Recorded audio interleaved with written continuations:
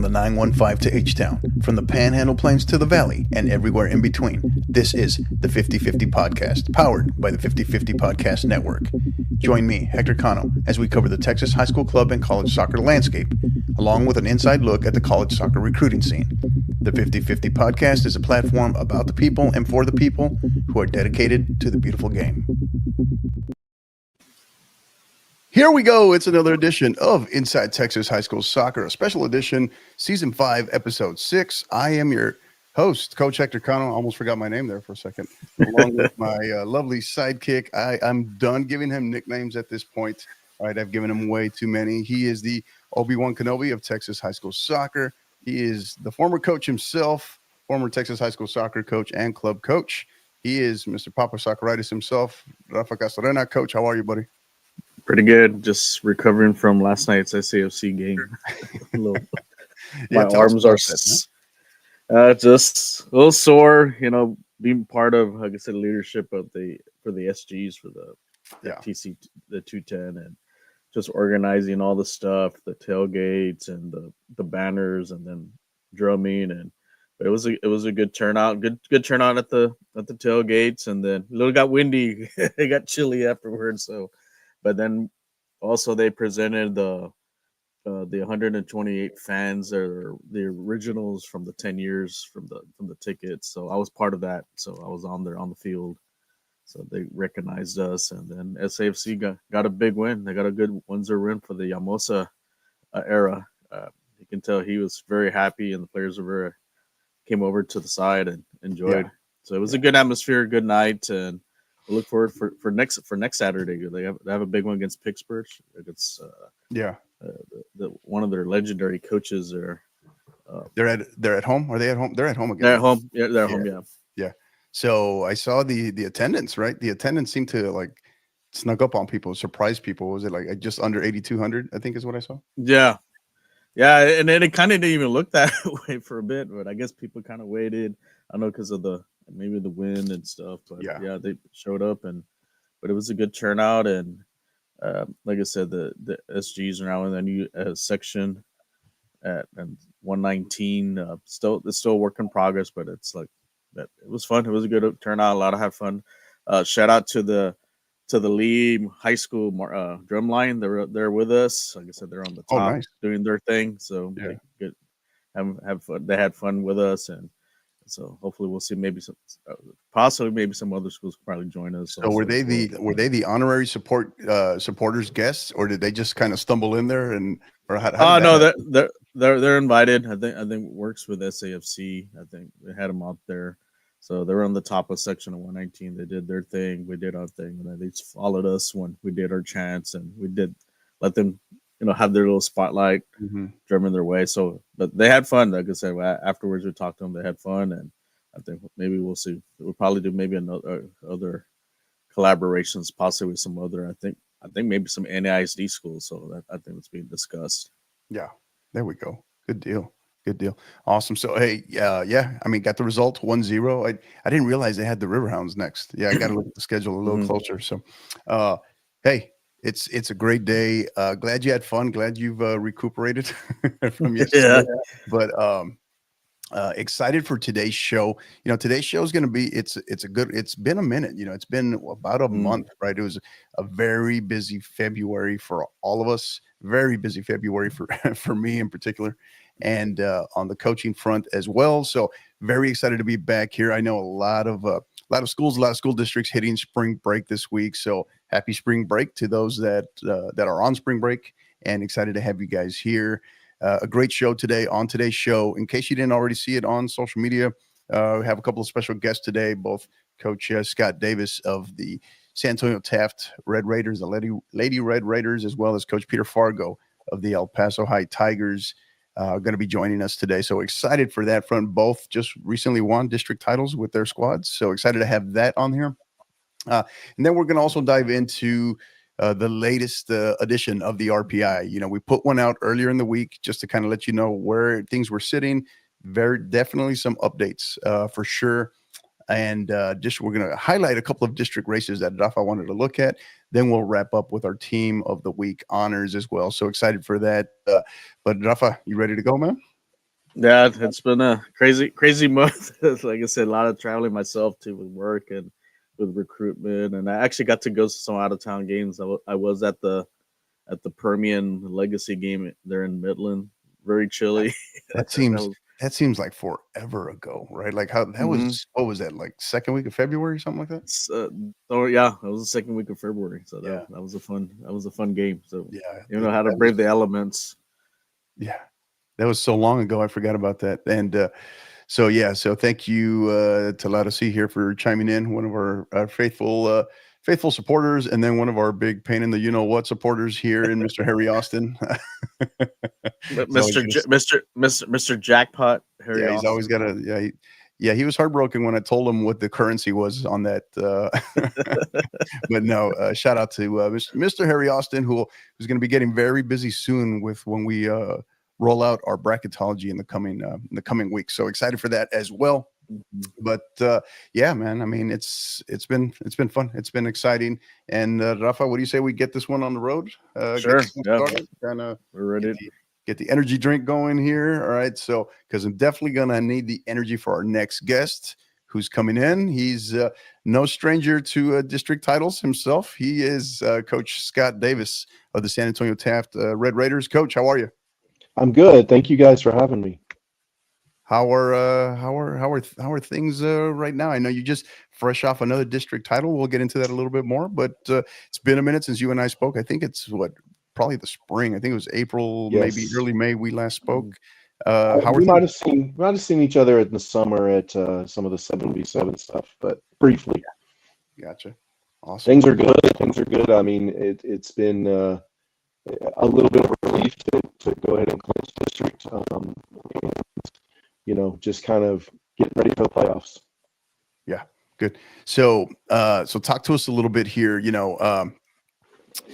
Current your district 286A, your Mhm. most recent district title, your third straight district title, and as I told you offline when we spoke, Coach, I got to tell you, excuse me, this might be, in my personal opinion, might be probably your best performance as coach, right? In terms of, yes, you still have talented players, but we also know back-to-back state titles, the deep run you made in the playoffs last year, the amount of talent that you graduated as well, and then here you are winning a third straight district title, right? In a year where some people thought it's like, man, how is he going to replace? How are they going to cope with all the talent that they lost to graduation? And yet here you are again. You're 16-4 overall, 12-0 in district play, third straight district title as mentioned. How do you have you processed that yet in any way, shape, or form? Well, not to correct you, but we are 15-0 at this point, but in district Ah, play. look at that. But Okay. That's yeah, what I get for going off of Max Preps, though. So you're welcome. right.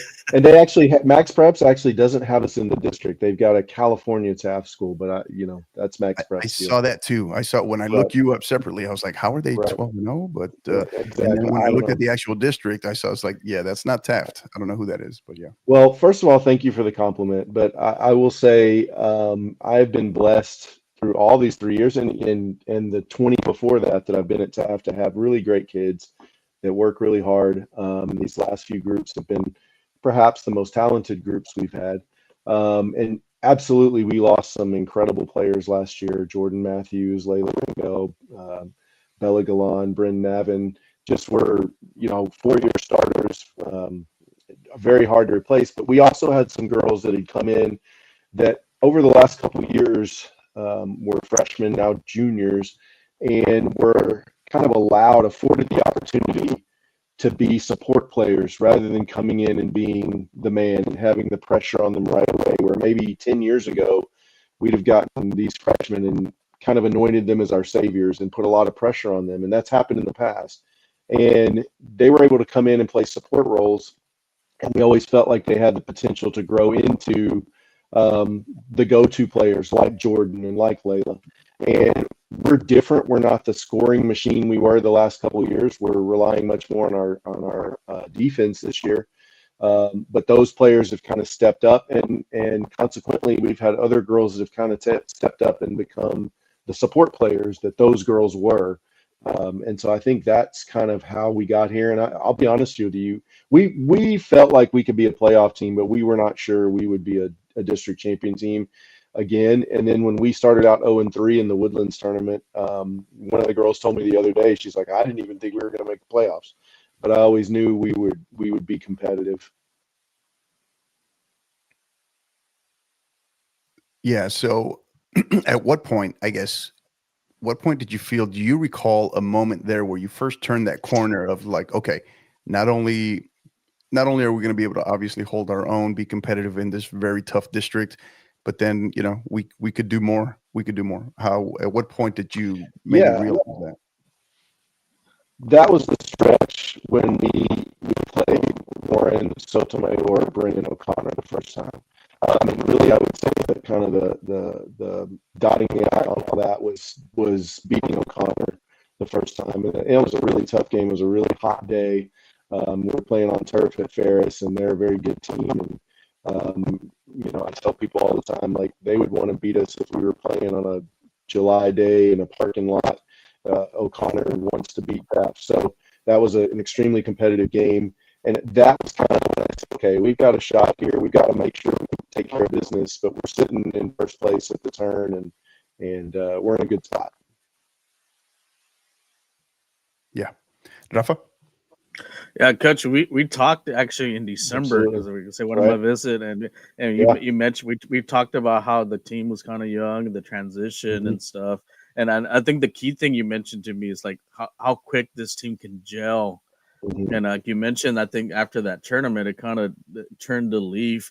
Looking back since that, who are the, I guess, like the players that really kind of stepped it up to make this like, hey, they believe the kids to believe to really win this district title. And I said winning 3 in a row in this district is probably the toughest thing to do, because I remember when I coached, we went back to back, but winning 3 is very tough for the Northside district.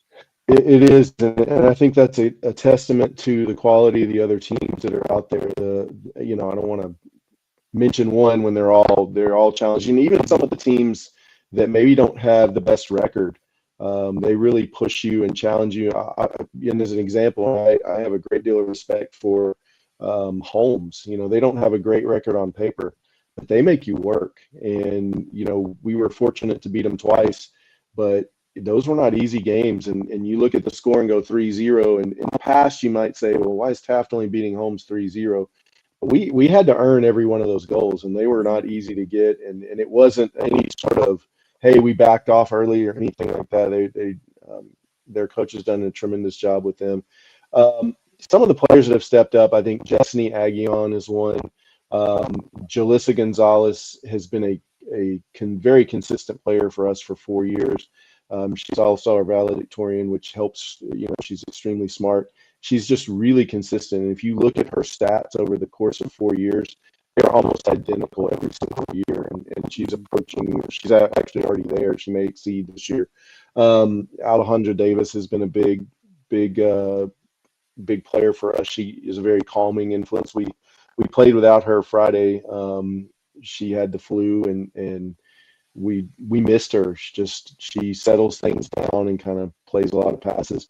I think 2 of our biggest ones, and again, when I say these names, I don't want to leave any of our players out. We've had some girls really, really step up that hadn't played a lot of minutes in the past and came through for us this year in big ways, like Avery Brown, Isabella Anguiano, Yami Driggs. But I think our biggest, maybe not only surprise, but improvement, and just perhaps our heartbeat on the field has been Mia Stanley. She's about 4'11" and plays like she's about 6'3". And then, of course, you guys are very familiar with Madison Harris. So those players have really stepped up for us, and just are kind of our, the players we lean on. But frankly, our whole team is too. Especially, we've had injury after injury after injury, and illness, and just all kinds of stuff. And so we've had girls that it's like, hey, you're going to play this role tonight, and they've done it incredibly well and stepped in, and they've done a great job of preparing when they didn't always get minutes to get some and to come through for us. Biggest surprise so far, Coach, from going into the season to now, where you feel it's like, man, I anticipated this or I expected this, and I was really maybe wrong on this front. Ooh, gosh. I want to keep this positive. So I'll say Mia Stanley. Um, she was a good player. Has always been a good player. She was an honorable mention player last year for us. But in my opinion, she should be our defensive player of the year for the district. She's just been insanely good, and I can't take any credit for it. She's been around our program. She's been on varsity all 4 years and has been a very good player. Has always been somebody who would fill in at a lot of different defensive spots. This was kind of the year she became the leader in the back, and it has just been a revelation to watch. She is a thorn in everyone's side, and again, she's about 4'11". She plays like she's about 6'2", 6'3". It's been fun to watch her, and we're going to miss her tremendously next year. Yeah, God makes no mistakes, Coach. He does that on purpose, right? He puts I hear you. Puts the biggest hearts in the smallest of people. So yeah, great way to put it. Yeah, that's really awesome. Great. I love to hear those stories. So tell us a little bit now your district, right? Highlighting, talking a little bit more about 28-6A. Obviously, it's rebranded, renumbered, all that due to the realignment that took place this year. Tell maybe the rest of the state a little bit more about just what I mean, because it really, I mean, Rafa is really he's spot on when he's talking about navigating this district is one thing. Making the playoffs, just surviving it, right? Making the playoffs is a big feat. But then now to be able to win a district title, that's huge. To do it 2 times, wow. To do it 3 times in a row, incredible, right? So tell us a little bit more about that. Describe your district to not only us, but maybe the rest of Texas. Well, I think you kind of hit the nail on the head. It's a tough district.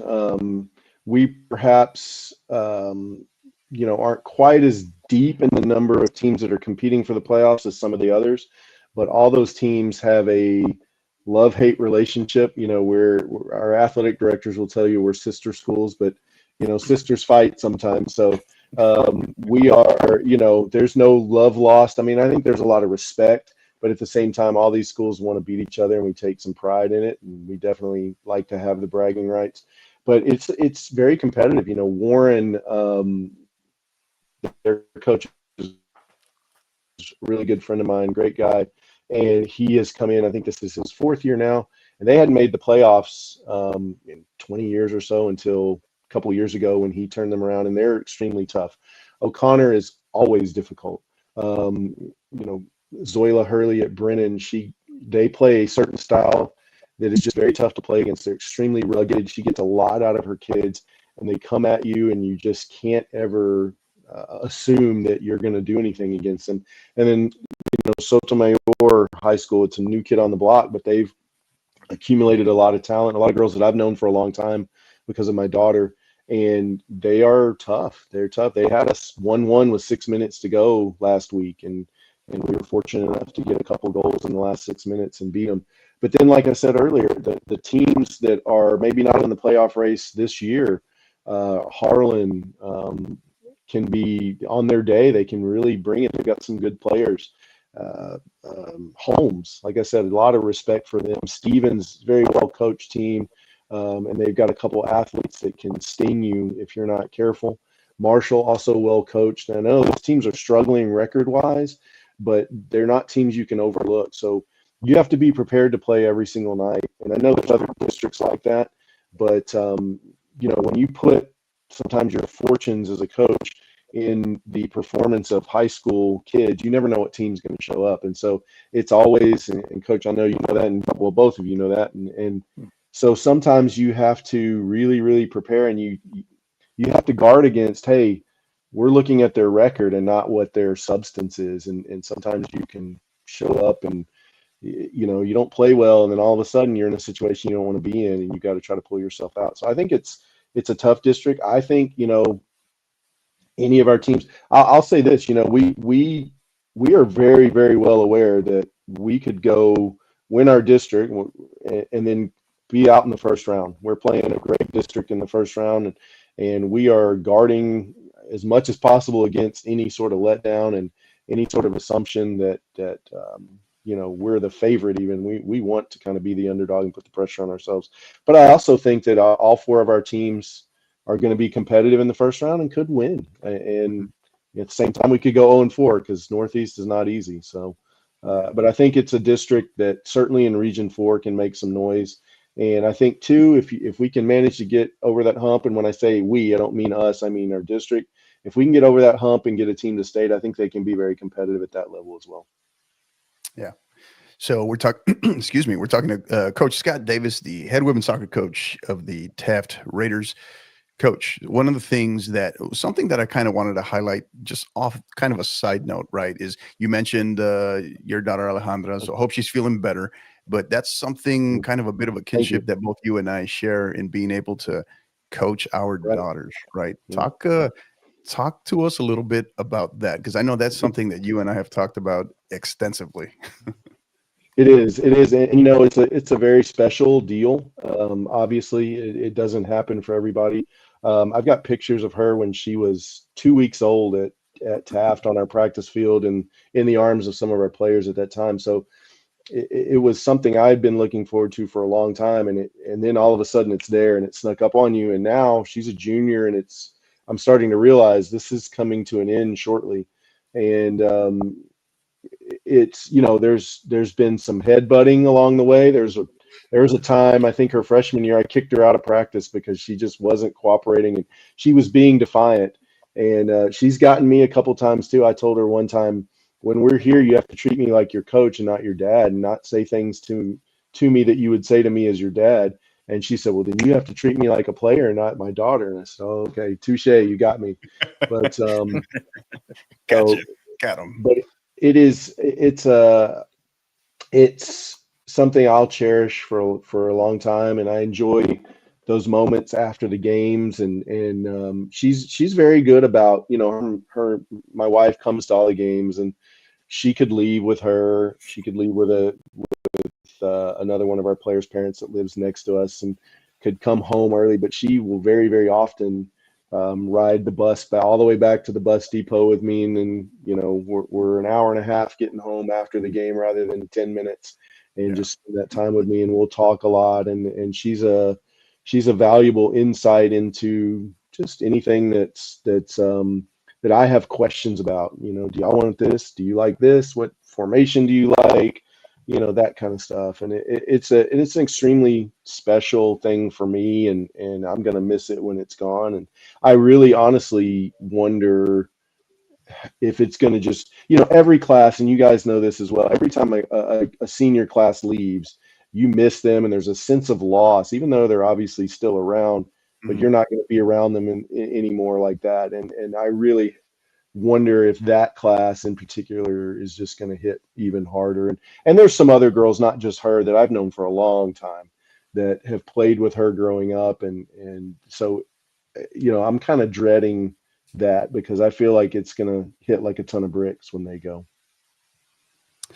Well, I wish I could coach you up, mine being a senior, right? I wish I could coach you up somehow how to prepare, but I'd be making it up, Coach. But we just had last Tuesday night was our senior night, and it was weird, right? Because I've planned as many of these as I've planned and been in and prepped.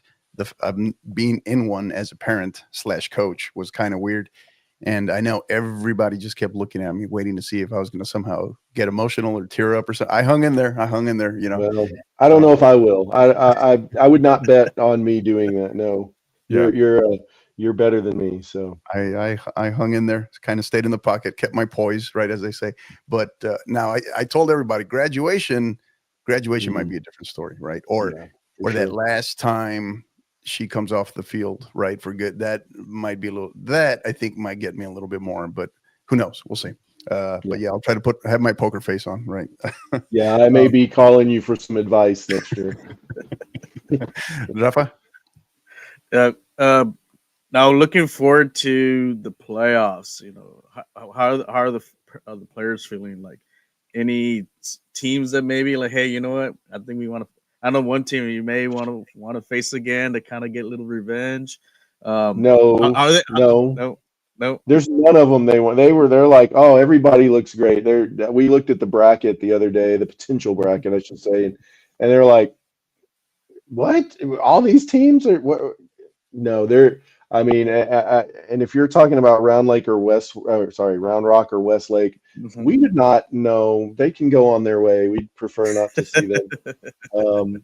We were supposed to play Westlake back in January, and when it got snowed out, and you know that's a fun game to play, and we were kind of looking forward. We weren't playing very well at that time, so I don't know how we would have represented, but I would have not minded playing them then, but I'd rather not see them in the playoff. They're just so methodical and patient, and just, I mean, they're really hard to play against, and they're well coached. Round Rock is just the same way. I mean, they're a different style, but they're just, it's like this just overwhelming force. So no, we're not. There's nobody we particularly want to see. I mean, we're looking at right now, like as of today, we'd be playing Reagan. And that district's not decided, and we played them earlier in the season and lost, and we know they're a really good team. Johnson might be the other choice, and I mean, Scott Stone's a good friend of mine, and they're extremely well coached. They have great players, athletes, and so it's going to be a formidable first round. And then you're looking at potentially Lake Travis in the second. Like, come on! I mean, thanks UIL for drawing this system up. I appreciate it. But I was asking, do the players feel confident that they say, you know what, from what we experienced these last 2 years, they say, hey, you know what, I think we can make a run. It's definitely helped. It's definitely helped. And I mean, to be honest, we don't talk about any sort of run. We have been, when we started out 0-3 this year, we kind of sat down and talked about, we need to just kind of disappear and just grind, and we need to just go to work and do our thing, forget about social media, forget about what other people think, forget about rankings, all that stuff, and just do our thing and get healthy. And I think we have the same approach to the playoffs. Is we're not, I mean, I think it would be very dangerous for us to look and say, oh, if we do this and this, let's go worry about one game at a time. And if we get through that one, then we'll worry about the next one, because they're all just extremely formidable opponents that we're looking at, and we'll be in Division I. And so, I mean, it's a loaded field, and I go, where's the relief? Where's the break? And there isn't one. No. And so, I mean, the team that gets out is going to be battle tested. And I fully think that's a team that's capable of winning the state championship. Will they? I don't know, but they're capable just because of what they've gone through. Yeah. Let the record show that Coach Davis indicates he would love to see either Round Rock or Westlake once again. I'm kidding. I'd love to see that. I'd love to see them on the sidelines when, maybe they're supposed to play in the first round. So can they both lose? Oh, there you go. And just be out, and then I don't know how that works, but I'd love to see that. Yeah, I'd love to see them out, but not again. They're great teams, and I mean, they're. Oh yeah. What do you say about? I mean, Westlake very easily could have won the state championship last year, and Round Rock could have won it the last 3 years. So it's wow. I mean, they're great. I don't know how they keep reloading and keep doing it, but we have a lot of respect for them. Absolutely. Both programs. Yeah. And Westwood, I mean, all these teams, Johnson, Reagan, it's wild. So yeah, no doubt. It's 6A, they call them quote unquote the big boys, whatever the big schools, whatever you want to call it, right? They call them that for a reason. So yeah, no doubt. We're talking to Coach Scott Davis, the head women's soccer coach of the Taft Raiders. Coach, this has been awesome. Have really loved having you on here. Thank you for your time. You having me. I know you had a busy busy weekend, just you and I both kind of frequenting up north for a little while. Really appreciate you making the time to be here. And as is customary, before we let you go, kind of want to give you the opportunity in our little mini stoppage time here to share anything that's on your mind as it relates to the game, anything that we're going through this year, whether it be the D1, D2 split, right? The, even the mercy rule, or any shout outs, thank yous, anything you want to share. The floor is yours, Coach. Okay, well, when you mentioned that, my first thought was the D1, D2, and then also the mercy rule. And D1, D2, I'll have to say I'm not a fan. I think using numbers from October of 2023 to determine who is the biggest school in 25, and then later on in whatever it's going to be in 26, is not the best idea. I know in our district there's several schools that in October 2023 were separated by less than 100 students, like 4 schools within 100 students of each other. And I can guarantee you that's changed. We're so transient and all our schools are so close together. Right. I think they need to find a better way to do that. But it's the system we're stuck with. There is the advantage of if you make it to the regional semifinal, you don't have to play that the day before, or in some cases 18 hours before the regional final. That's a positive. The mercy rule, I like it. I think it, we didn't mercy rule anybody this year. And there was a couple times where we were, I don't want to say trying to do it, we were open to the idea, but we also said it's going to have to be the backups. They're going to, because we want them to get their time. So if we're going to do it, it's going to be them. Those minutes are valuable for them.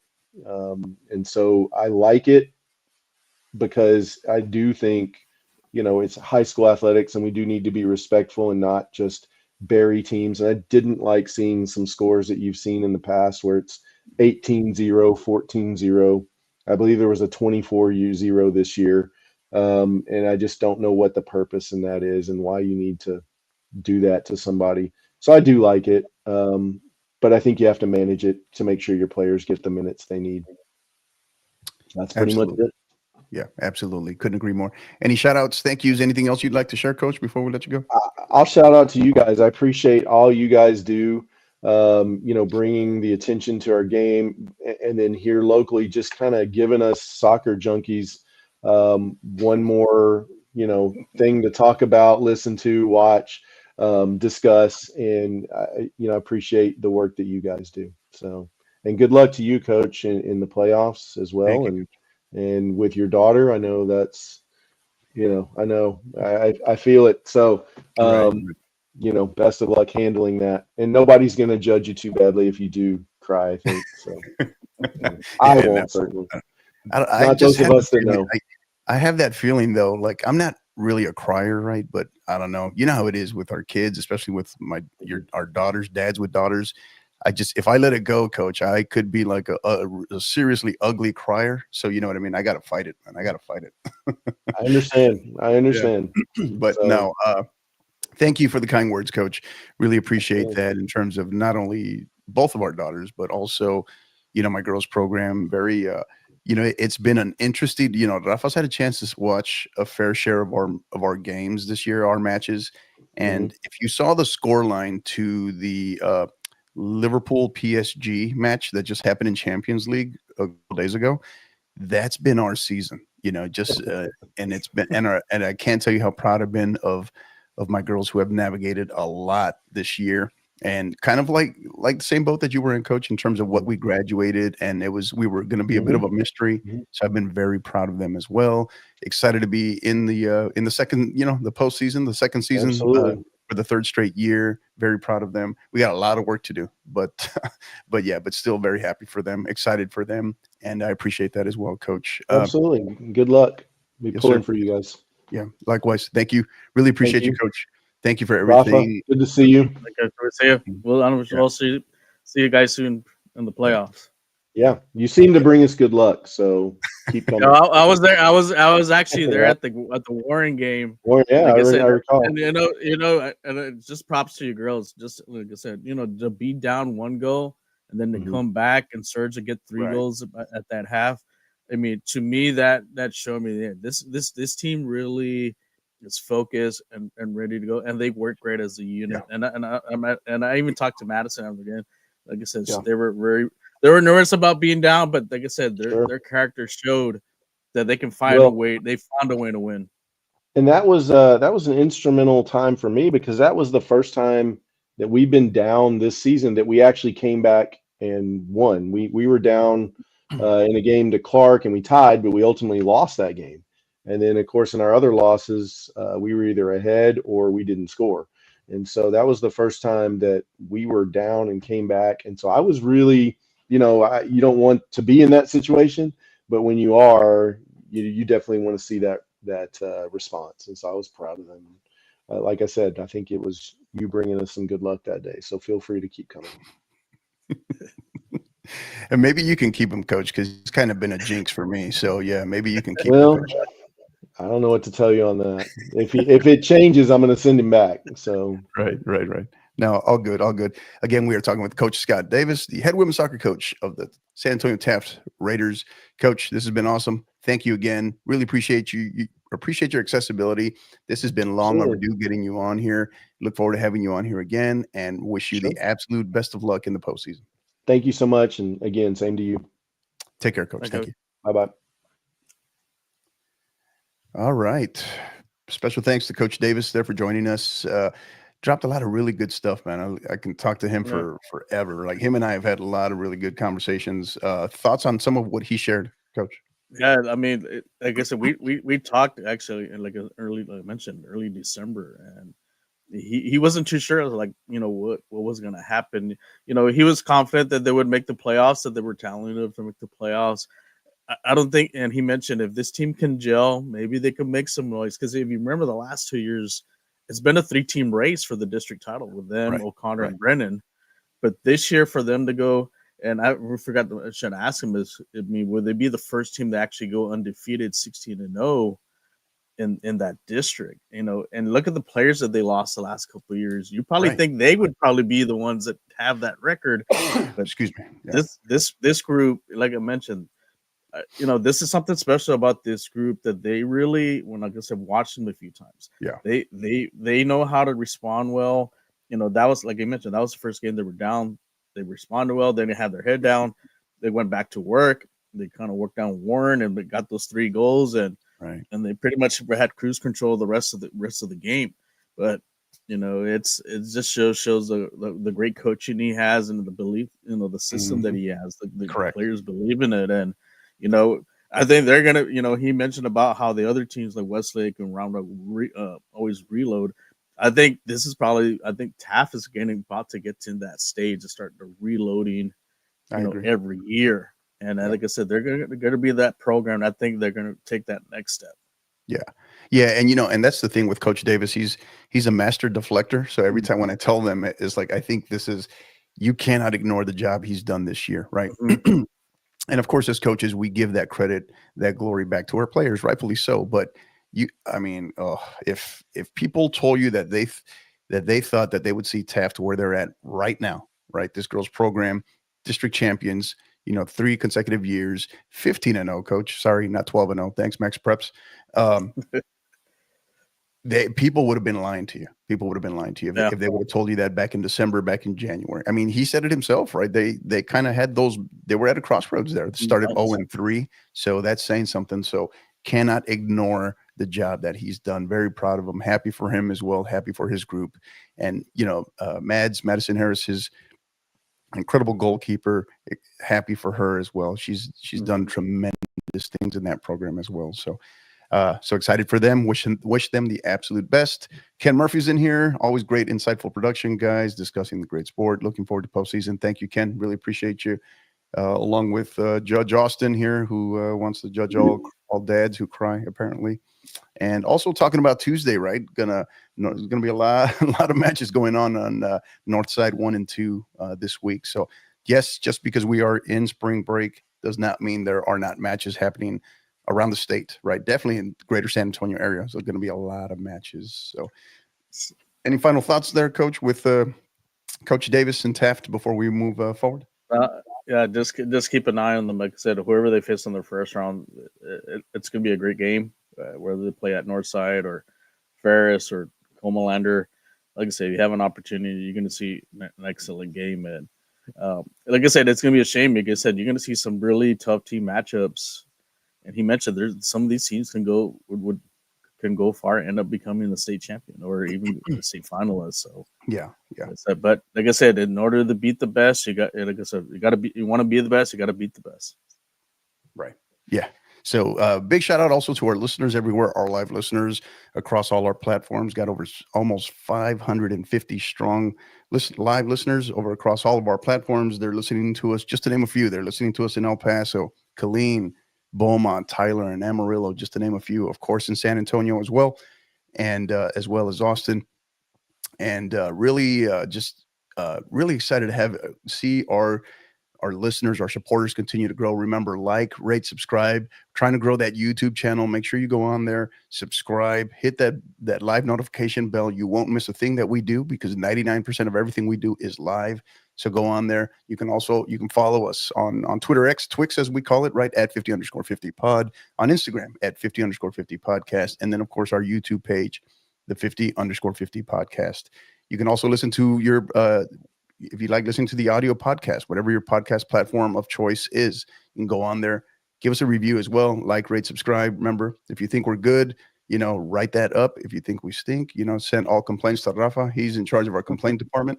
All right. So, but yeah, so please go on there, like, rate, subscribe, make sure you subscribe, and live notifications, particularly on that YouTube channel. So, all right, we are going to move forward. We're going to go ahead and bring on our next guest. He is Coach Peter Fargo, the head women's soccer coach of the El Paso Tigers. Coach, how are you? Very good. How are you guys doing? Doing great. Hey, glad we finally got you on here. We had, I know, some little technical issues trying to make sure we got you connected, but glad we got you here. What I was doing, right? I wanted. No, it wasn't you. It was not you. So, but yeah, sometimes technology gets in the way a little bit. But Coach, before we dive in, tell us just how are things in general before we start talking about your girls, your district, and everything at large. Oh, life is good. Every day is a good day. Our team's looking good, and school year is going really good for me. So we're at a good time of the year right now. So I really can't complain. Yeah. So 10-0, is that right? 10-0 in district play, is that right? Yeah. Okay. So because I just got yelled at for going off of what I saw on Max Preps. So 10-0 district play, just got crowned district champions, 17-2-1 overall on the season. How would you, in maybe a couple of sentences, how would you capture all of that in terms of describing your girls' season so far? They're incredible. They've really impressed me this year. But I have to say I'm not really surprised at all. I saw signs of this over the last several seasons with this, particularly with this group of seniors and juniors. And last year we had a really good team. We had a couple injuries, a couple things go wrong, and we brought back the majority of the team. And so I'm impressed. It's incredible, but I'm definitely not surprised with what they've done this year. Yeah. Rafa, you got anything for Coach? Coach, I know, like I said, now that you won the district title, moving the focus to the playoffs, how's the mindset of the players going into this, as far as exceeding expectations from last year? Yeah, so we've had our share of some disappointments, you can say, in the area round. It's a little bit of a streak, kind of a scary streak that we've had, and we've seen, you name it, it's gone wrong. We've had a bus breakdown on the way to the stadium. We've had 60-mile-an-hour windstorm across the field. We've had, goalkeeper gaffes, just players fainting. We've had almost everything happen that can go wrong in one of those games. And so these players are, I think, laser focused and, determined more than ever. And for this to be a year that they do something special. Gotcha. How would you classify? So we talk about a lot. One of the things that often gets, like, people aren't sure or gets mislabeled, right? Because it's so far out, right? Out in far West Texas, El Paso area. Talk to us a little bit about maybe your district, right? 15A, as well as just the play out there that maybe some people they're curious about. They're used to seeing some El Paso schools make deep runs, right? Maybe not as much on the girls' side. And I know you're looking to change that. I've talked about this with the success that Coach Sazo has had out at Del Valle as well. Talk to us a little bit about that, Coach. Yeah, so I think El Paso has its own little style, its own little flair with the way that we do things out here. Definitely a lot of possession-based soccer. I've coached on the boys' side out here, and and across Texas. So I've seen a lot of different styles, and particularly in the boys' game, we tend to be a little undersized out here in El Paso, and same in the girls' game. We get out there.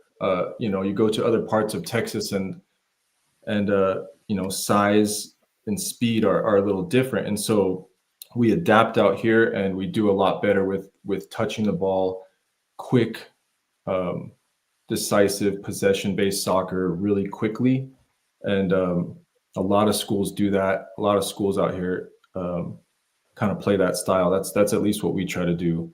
And in terms of my personal district, District 15A, there's they've had, it's been strong in the past. It has its ups and downs. There's some strong teams. This year particularly, I think that there's a lot of rebuilding going on, but good coaching. Some very good players across the district that give us some trouble, but overall it's a balanced district, I would say. Yeah. Now you're coming off of it. I think it's I know it's at least back-to-back. Is this back-to-back district titles, right, Coach? It's not 3 in a row, or is it 3? It's well, technically it's 4 in a row. Oh, okay. When my senior class, I base everything on my senior class, the way that's how I judge time. So when my seniors were sophomores, we split the district title with Andres. So okay. Yeah, gotcha. But I got the ball, so I count it, right? So 4 in a row here going with this special senior class. Gotcha. Okay. Yeah, and I wasn't sure. I remember that when Andres, the year that but I thought Andres won it outright. So okay. In that time, how have you seen? You talked about how you knew you had some special players coming through the pipeline, through the program. How have you seen beyond those players, right? The progression of your program. What has stood out to you? Well, yeah, I've seen it. I came in from a long time, like 8 years ago, and there was a special group of girls that were there already. They all decided to just come to El Paso High, and then those girls were leaving right when I got there. And the way it works in a city like El Paso is you're going to have a lot of high quality club players, and they all kind of want to go to certain particular high schools together sometimes, right? And oh, you're going there, I want to go there, or where's this girl going? Then they want to kind of stick together. Well, El Paso High kind of became a good destination for these club players to try to start to go to, and it's not hard to sell. I know you've been to the stadium before. These girls go there. You see, it's the best stadium in the United States, best high school stadium in the United States, hands down. I mean, I think so. It's a good academic school, good administration, and it's easy to sell to these players. Like, this is where you want to be. And so once something like that catches fire, players just want to keep coming and keep coming. And I feel like that's the state of our program. Is right now we're a good spot to be. And hopefully it keeps going. So yeah. Rafa? Going to, like I said, being in Region 1, and the teams, like I said, you're gonna have to run into those Dallas area teams. How do the girls feel about this year as far as matching up with them? And I did look at your pre-district schedule. You had some tough competition, I think, to prepare for that. How do the girls feel now going into this next phase here, going to the playoffs? I think they're fairly confident. We went out and did a tournament in Frisco this year, and we played some very good teams out there, and the girls impressed. The girls did really well. We played 4 games in 3 days, and they did not disappoint. They really showed they belong out there. And then to add to that, several of my girls play club out there in Dallas, and they're used to that level of play. They go on there on the weekends. They're used to that speed. They're used to the way the refs call things, because it's different out there, and I think that my team is prepared for anything, and they love a challenge. They love to be challenged, and they're ready for anybody, in my opinion. Yeah. We are talking with Coach Peter Fargo, the head women's soccer coach of the El Paso Tigers. Coach, when you look at, Rafa mentioned Region 1, sorry. When you look across Region 1 at the 5A level, what, excuse me, as you start looking at prepping for playoffs, right? Because you're in the middle, so you're in a unique circumstance, right? Because you're in spring break, but you're also, so you go to school year round there. So you're in the middle of an intersession, right? On top of that. So that's a 2-week break, right? That's an additional week on top of spring break. How do you handle that in preparation going into the playoffs, and as you start looking across the landscape that is Region 1? Yeah, well, they do this to us almost every year. Our district, we just end really early, and other districts keep playing. We have 5 open dates that we could have had games, and they kind of switched the scheduling on us. Instead of playing the district opponents 3 times, they made it 2 times, and I don't know, there was a lot of open dates, open buys, and so we sit here. Our last game was on the 5th, and we probably won't play to the 20th or the 21st, and so it is a long stretch. But to be fair, they gave us a 12-day stretch in the middle of the year for no reason also. So we're good with managing breaks, managing time off. The girls, we'll train a couple days. We trained a couple days last week. We'll do a couple days this week. Nothing too crazy, because we'll have time when we come back from the breaks to have like 3 or 4 really intense practices to get back up to speed. But with my girls, I mean, I am so lucky. These girls are disciplined, and they will train. They will go to the gym and maintain their fitness and eat healthy throughout these breaks. And I'm very lucky to have players like that I can trust to maintain themselves over a long period of time, especially off from soccer. Yeah. Yeah. We talked on the Region 4, or I keep saying Region 4, Region 1 piece. And, but now the playoffs at large, right? Obviously very different. I know you and I spoke about it briefly the other day offline, but very historic season in terms of a D1, D2 split, small school, big school split, along with the mercy rule. So very different looking season this year across the state of Texas. What are your thoughts on those? So the Region 1, I mean the big school, small school thing, I'm sort of, I might be in the minority on this, but I'm indifferent on it. I don't really it doesn't matter who I play or what. I don't, and I'm not one of those go into it and sift through the minutia of like this school, I really just want to play whoever it is. And whether the school has a big population, small population, it doesn't really matter to me, because we've gone through this so many times that it's just we just want to play, and we just want to play. Doesn't matter who it is. We got to worry about ourselves and worry about what we're doing, because that's it. That's all that really matters. And so, some coaches tell me that it's hurting them. Some say that it's good for them. It's really complicated, honestly. So I would just say that this year it works out for for us because we're a 1 and we're playing.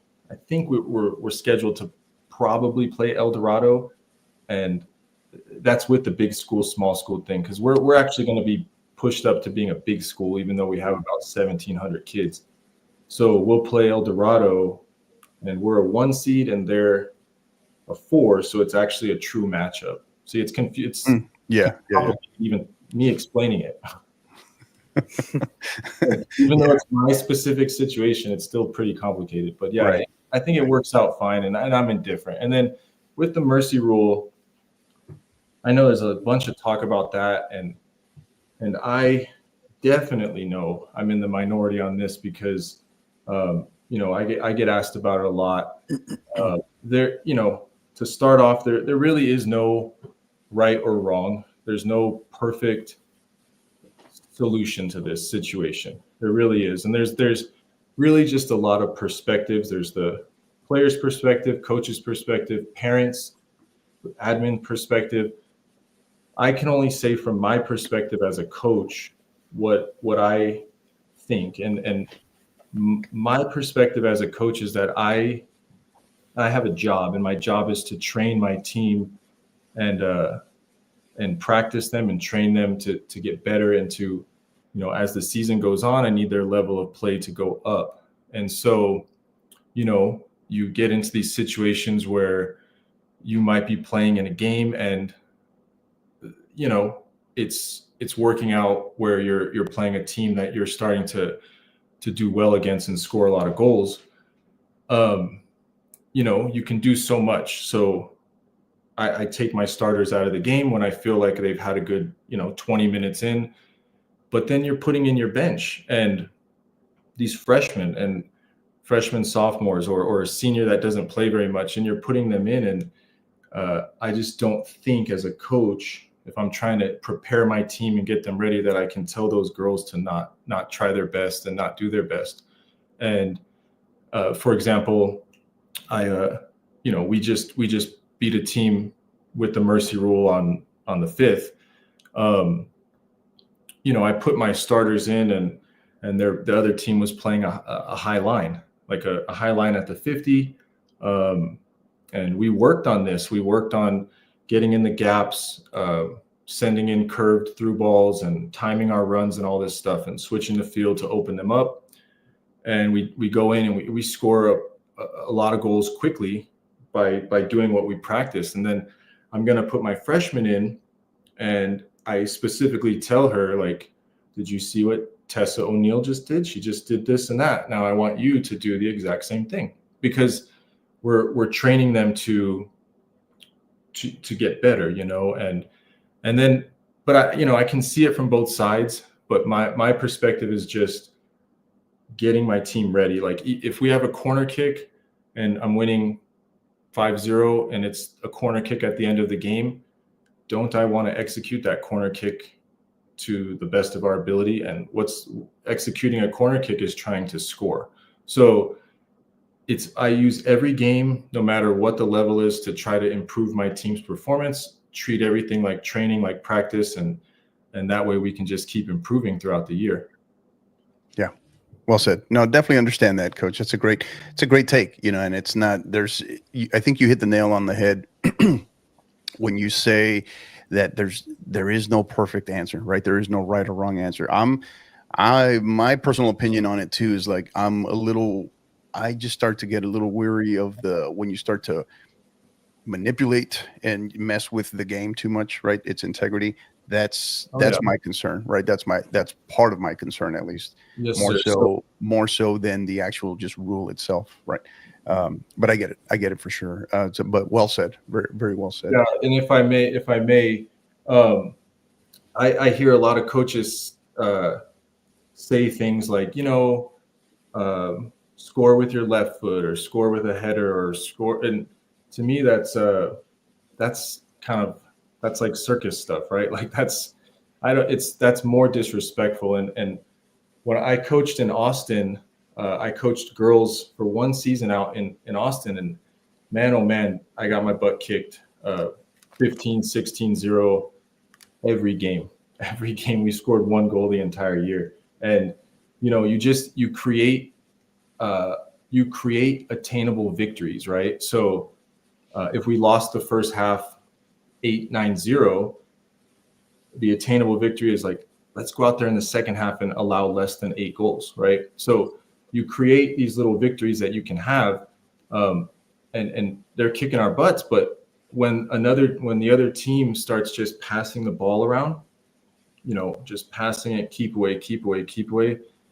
I mean, that's patronizing, right? It's more disrespectful to me.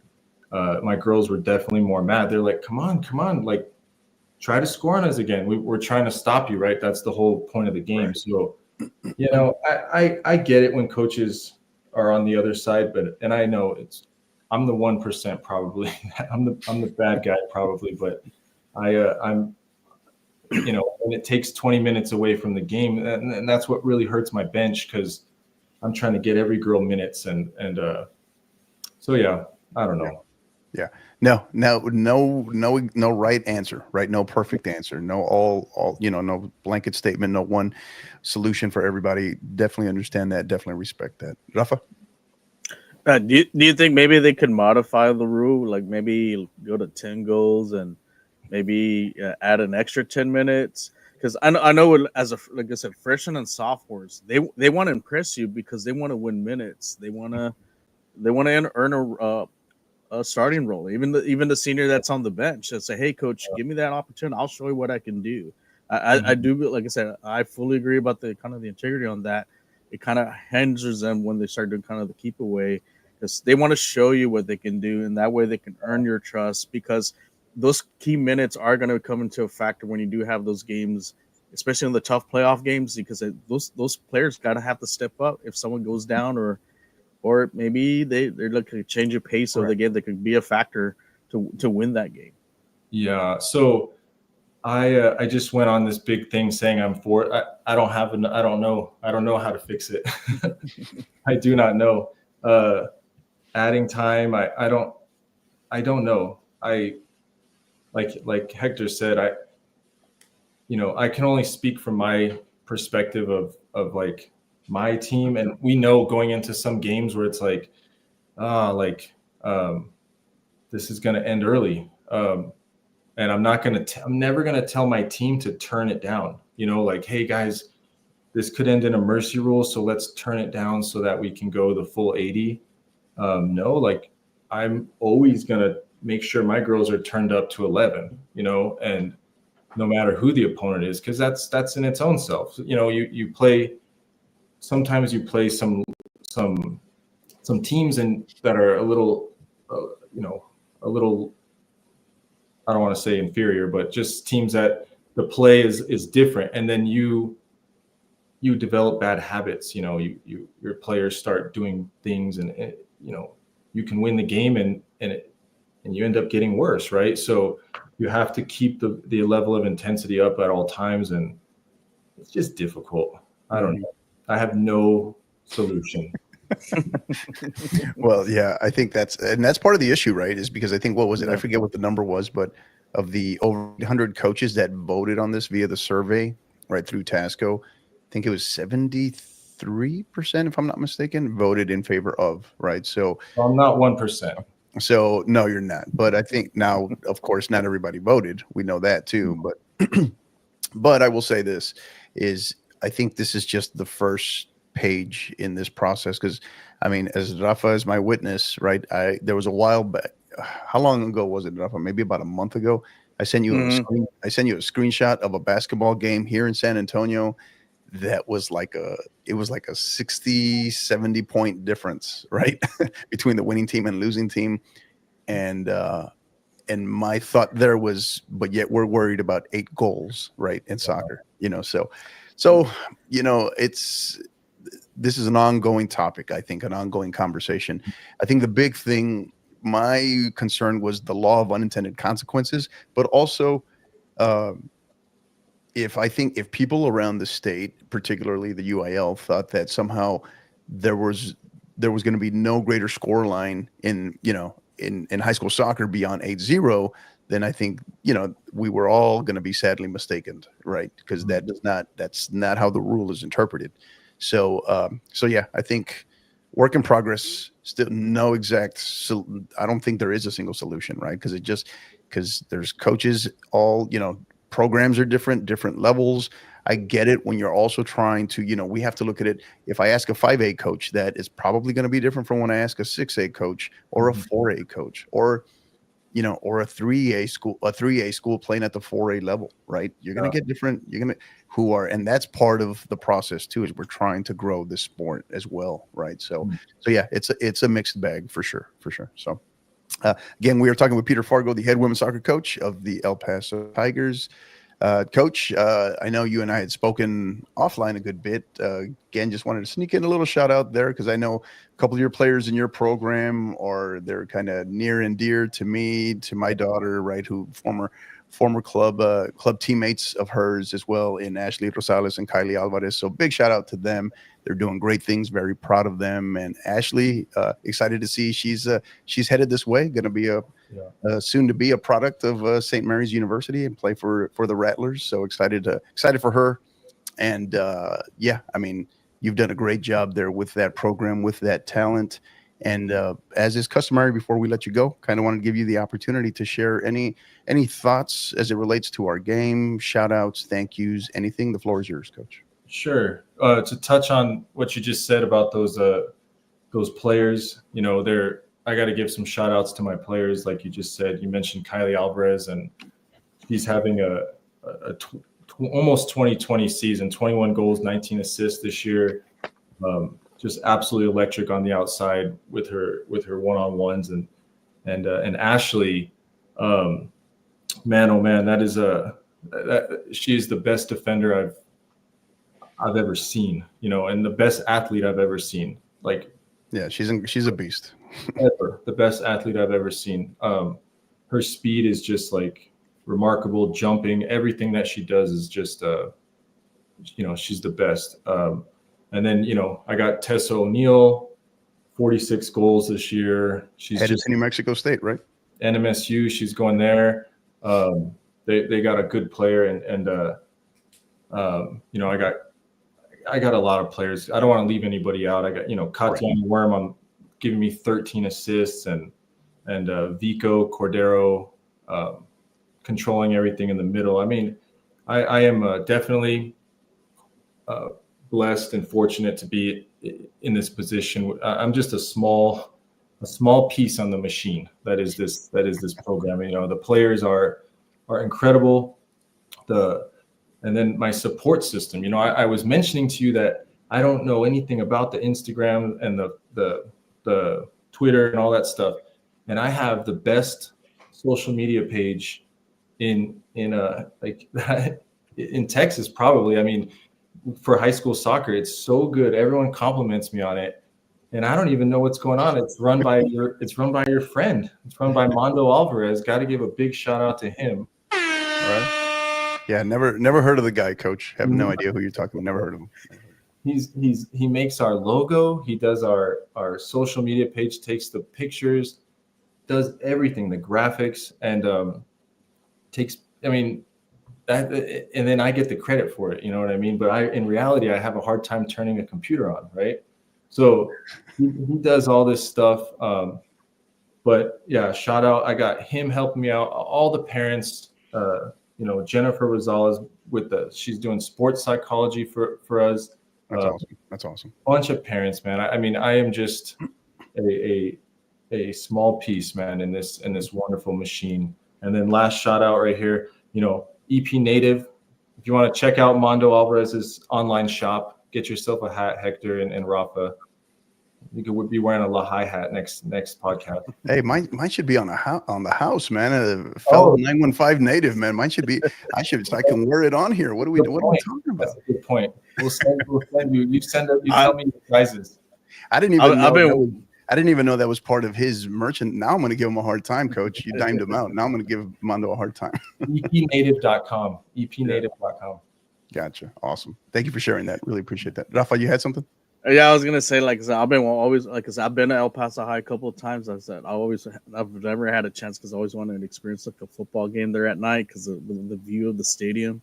So hopefully my university lets me head out there next year to go recruit and get that experience. Like, because I've been to some of the stadiums, I've been to Ratliff, I've been to all those, but that's the one I've been. Like I said, I've seen the stadium, I've been there, talked to the students. I just haven't had a chance to experience a game there. And that's kind of like on the bucket list. Yeah, hopefully I get a chance for that. If you are not familiar with it, if you have no idea what we're talking about, you owe yourself. Google El Paso High School Stadium, R.R. Jones Stadium, also known as the Lady on the Hill. It is often voted as the best or second best high school stadium in the country. It's a great place to watch a game, to be. I've been on that field a couple of times. Obviously, scrimmage there against your group, Coach, a few years back when I was at Isleta as well. So, great, just a special place. A lot of interesting stories about that place too, right? but yeah, special place for sure. So again, he is Peter Fargo, the head women's soccer coach of the El Paso High Tigers. Coach, this has been awesome. Really appreciate having you here. Thank you for everything, and wishing you and your group the absolute best of luck in the postseason. Thank you, guys. Yes, sir. Thanks, Coach. Take care. Bye-bye. All right. He gave us a lot of great insight there, man. Good stuff. Thoughts?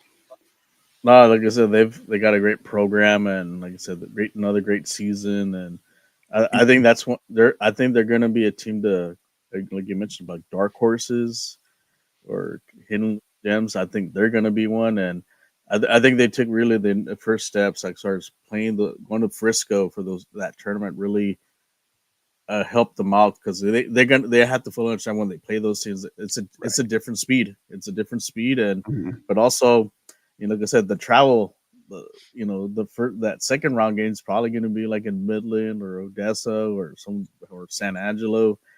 That's a long bus drive to play. But those girls are warriors, so I think they could do something special this year. This will be a surprise for Region 1. Yeah, and I was going to mention this. I was going to mention this to Coach, but I've told you this. I tell people this all the time. Just El Paso kids, El Paso coaches, they're wired different when it comes to travel. They're just used to it, because you got to go everywhere, right? You're used to it's nothing to get on a 5, 6, 7 hour ride to go somewhere. That's just the reality of living that far out in our gigantic state. So they travel well, and they're just used to it. They're just road warriors. That's built into the system there. So, yeah, I think they will definitely make some noise in the postseason this year. Just going to be a matter of what will their path look like, and we'll see. We'll get into a little bit of that in the next coming weeks when we start talking about bracketology. So, special thanks again to Coach Fargo for joining us as well. So, Rafa, we're done with the bulk of the show, but we still got to hit, man, the notorious RPI, right? So we still got to get to that. So don't go anywhere. We'll be right back with Rafa's latest installment of the RPI. But first, a word from our partners. We're thrilled to tell you about our world-class partners, AR Shots, your go-to destination for exceptional photography experiences in San Antonio and across all of Texas. As a seasoned professional and published photographer, Alonso Ramirez specializes in capturing the essence of your most memorable moments. From dynamic team media days and live-action game days to heartwarming family gatherings and elegant senior portraits, he makes every shot count. What sets him apart? His unwavering commitment to deliver the best customer service in the Lone Star State. With major international and professional sports event experience, AR Shots' work speaks for itself. He is dedicated to making your photography experience straightforward and enjoyable. So why settle for ordinary when you can experience extraordinary with AR Shots? Contact him today so he can turn your vision into a stunning reality. Check him out at arshots.net, as well as on X and Instagram at arshots.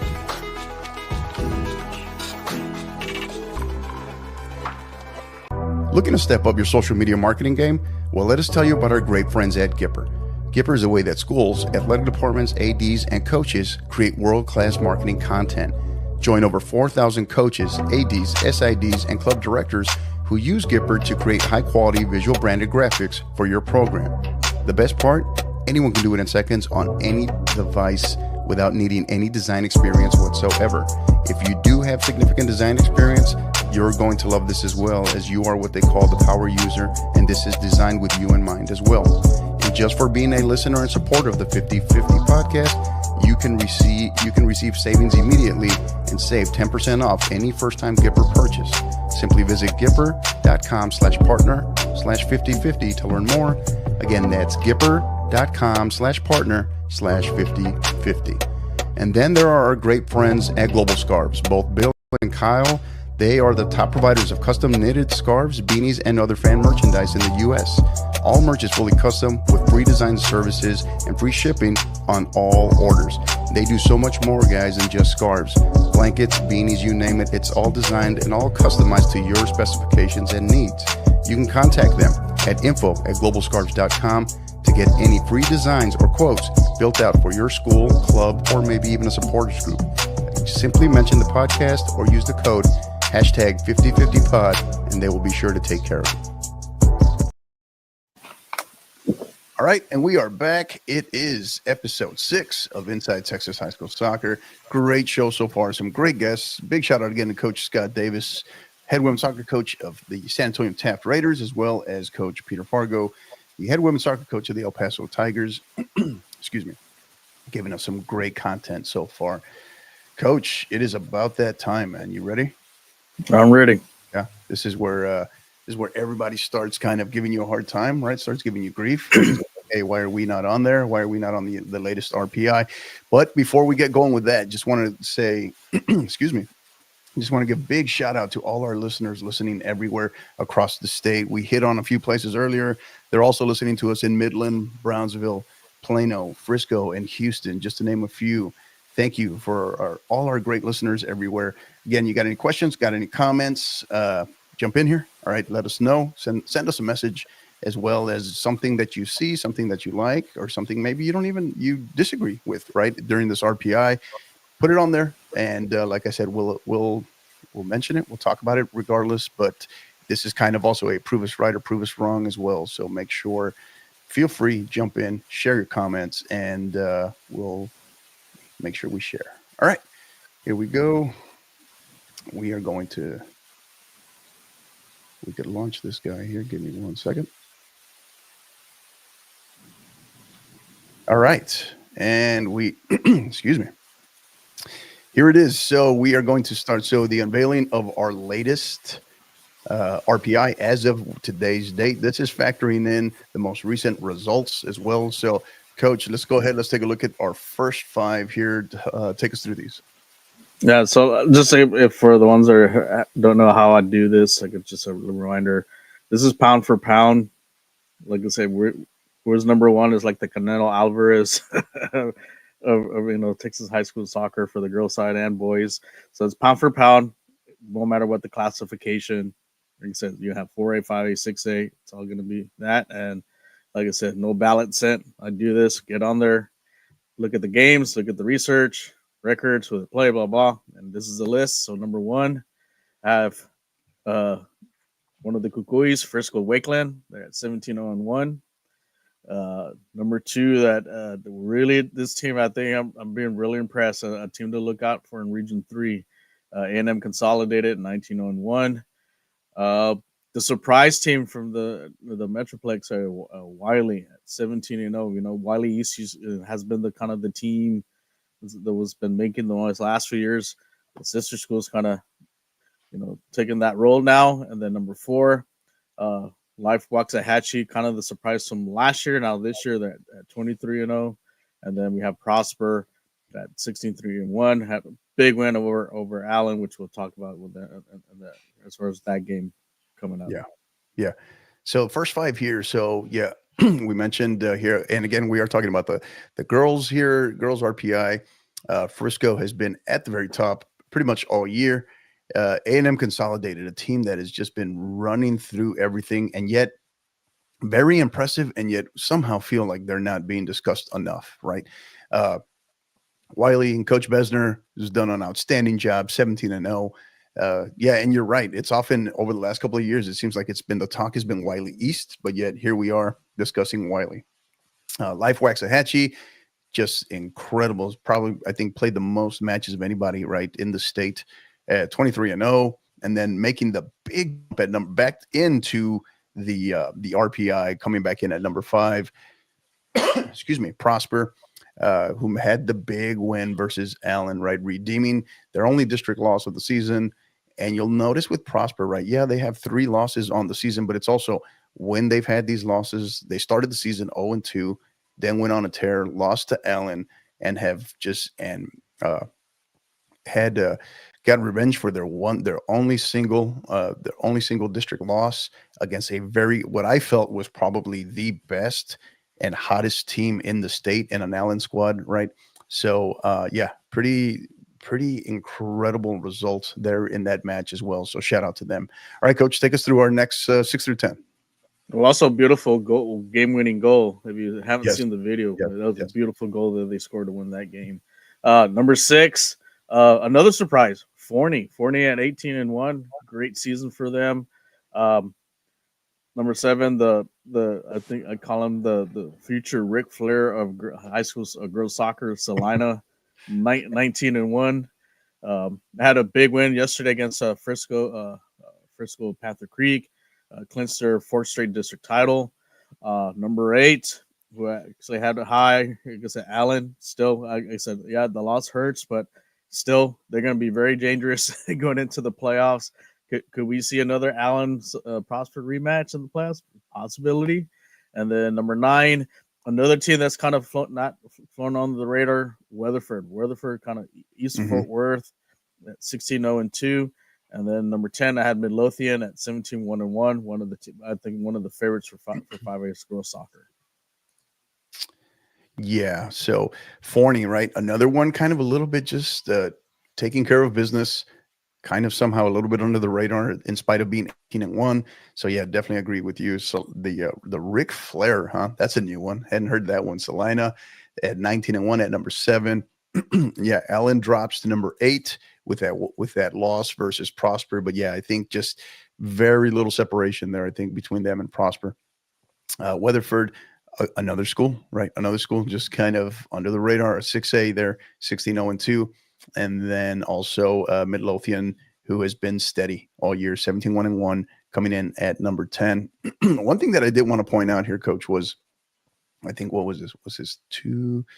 Oh no, for some reason I thought there was 4 or 5 A's in there in the top 10, but no, it might be on the boys' side actually. But yeah, so all right, Coach, take us through our final 5 of our top 15 here for the girls RPI. So one of our staples has been on our list the last few years, South Lake Carroll, another great season, 18-1-2. 12, we have Lucas Lovejoy. I think they could be another team to kind of keep an eye on as well. I think they could possibly make a real deep run this year, and I wouldn't be surprised if they could get to Georgetown. Like I said, 17-1-1. Houston area, like I said, the Woodlands, the girls. I know the boys, they do their thing, but the girls have had a great season here. And then closer here, Region 4, Lake Travis. The Lake Travis girls, another phenomenal season. They had a win over Westlake recently. Pretty much kind of clinched already their district title. Keep an eye on them. I think they could be, like I said, definitely one of the favorites for Division 1 for Region 4. And then 15, you have Burleson Centennial, another team that really doesn't get, like I said, much recognition. But if you look, record speaks for themselves. 15-1 could be one of those hidden gems that could surprise some teams in the playoffs. Yeah, great. This is a great group here, right? South Lake Carroll has been steady, 18-1-2. Lucas Lovejoy, who have put up some very, very eye-opening, great results, right? Some very good wins. The Woodlands coming in steady. Lake Travis, Coach Maloney just has them trucking along, right? With 16-1-1. And then, yeah, I agree with you. Burleson Centennial, kind of one of those where I don't know if somewhere along the way, some people just expected them to kind of drop off a little bit, like strong start and then drop off the further they got into district play. But they have definitely surprised some people, not themselves, I'm sure. 15-0-1. So congratulations to them coming in at number 15. We have Coach Reese, Reynaldo Reese in here. So talking about the Eagle Pass High School boys, all right, clinching their first playoff appearance in 20 years. Great job. That's my rival school. So, like I said, I'm from Del Rio, so it's my rival school. But congrats to them. Great season for them. Keep an eye on that. I would really keep an eye on Eagle Pass. They got some talent there. whoever they face in the first round, they better not take them lightly. I think, and we'll so once we get more into bracketology, we'll talk more about their team. But great season for them. So congrats, coach. And then AW in here telling us what a lot of us already agree with in terms of Region 1 and Region 2 at the 6A level across multiple classifications, I should say, not just 6A, but yes, very, very, very strong for sure. All right, Coach, now our next 5 in. So that's our top 15. Now our next 5 in knocking on the door. This was brutal, man, because I looked at these here and I was just like, you can make an argument for any number of these here that I think could be higher. It's just a matter of sometimes it's if the ones in front of them are still are steady, right? No major big wins or something like that, or no major big losses. But yeah, some of these schools have been so consistent all year, and some of these have actually dropped a little bit, right? I know Walnut Grove started a lot higher here, but go ahead, tell us about our next 5 in. Yeah, this is a tough list because there's other teams that are just deserving to be on here too. I think the girls, you got some really talented teams, but one of the surprise teams this year has been Houston Lamar. What a phenomenal season they had, and maybe they'll crack into the top 15 maybe in the coming weeks. That's a team to keep an eye on. One Up Grove, like I said, they've been in our polls up and down, but another great season for them. From Region 4, Cedar Park, last year they had a great win in the playoffs. Maybe the things that the stars are aligning for them, and they could be a team that could represent Region 4. So keep an eye on them. Ridge Point, what do you say about Ridge Point? Every year in, year out, they had some early losses in the season, but they've turned things around, like really kind of turned things around, and they've dominated their district. And like I said, they're gonna be one of those teams that we see out of Region 3. And then Round Rock, we mentioned with Coach earlier on, just a great phenomenal program. Like I said, another favorite for Region 4 as well. Yeah. Couldn't agree more with all. You can make any argument. You can make tons of argument for any of these 5 here that should be higher, could be higher. I mean, you look at the top. I mean, just look at the bottom 3 in the top 15, right? The Woodlands, Lake Travis, Burleson, Centennial. So yeah, it's tough. And then what Rafa makes a great point. There's like probably about another 10 schools behind these 20 that you can just as much make an argument for, right? So it's tough because you start looking at districts, you start looking at pedigree, you start looking at strength of schedules, any number of things. You start looking at hot streaks, who's, all of that. When the other piece that has to matter here is when these teams lost, right? Not just the fact of, well, how come they have more losses than we do or what have you, but it's when they lost, right? So I think that's the other component as well. So, all right, that does it for our girls RPI for today's date. We move on to the boys. Coach, take us through the first 5. So number 1, probably people a little surprised. It is a 4A team, Progresso. They're at 25-0. They've dominated. Like I said, they won the Sulphur Springs 4A tournament, and they have been kind of cruising there through, their district play. Like I said, they're probably one of the favorites. I think they are going to be a 4A Division 1 for Region 4. They may have a little tough one in that second round, which we'll talk about in bracketology, but great season for them. Number 2, we mentioned about the girls, but the boys, Walnut Grove, currently undefeated. Another team to watch there. And then Katy Seven Lakes. What can I say? Yeah. Don't let those 4 ties fool you. Like I said, they find a way, and you can't bet against these guys. And I think have a good shot at getting out of Region 3 and defending their state title. Another historically strong team, Capel. Great season this year for them. Can they continue that going into the playoffs? And then number 5, I have Dallas Jesuit, another great program too. And so you just have a lot of loaded teams in that area. So, but Jesuit could be, like I said, another favorite there as well. And like I said, it's a good 5 here. Yeah. And yeah, I think Progresso, seeing a 4A at number 1, that's definitely like a wow. That's an eye opener, right? Walnut Grove has been steady, been consistent on both sides of the house all year. Katy Seven Lakes, right? The boys, so the two-time reigning defending champions. I've had this conversation with multiple people, and my take was always, I know there was some concerns in terms of what they lost to graduation, on how good would they be this year, right? And my take on it was always that I don't think, it's no disrespect towards any district opponent. It was, the concern, I think, wasn't really district play. It was going to be more so, they just wrapped up another district title.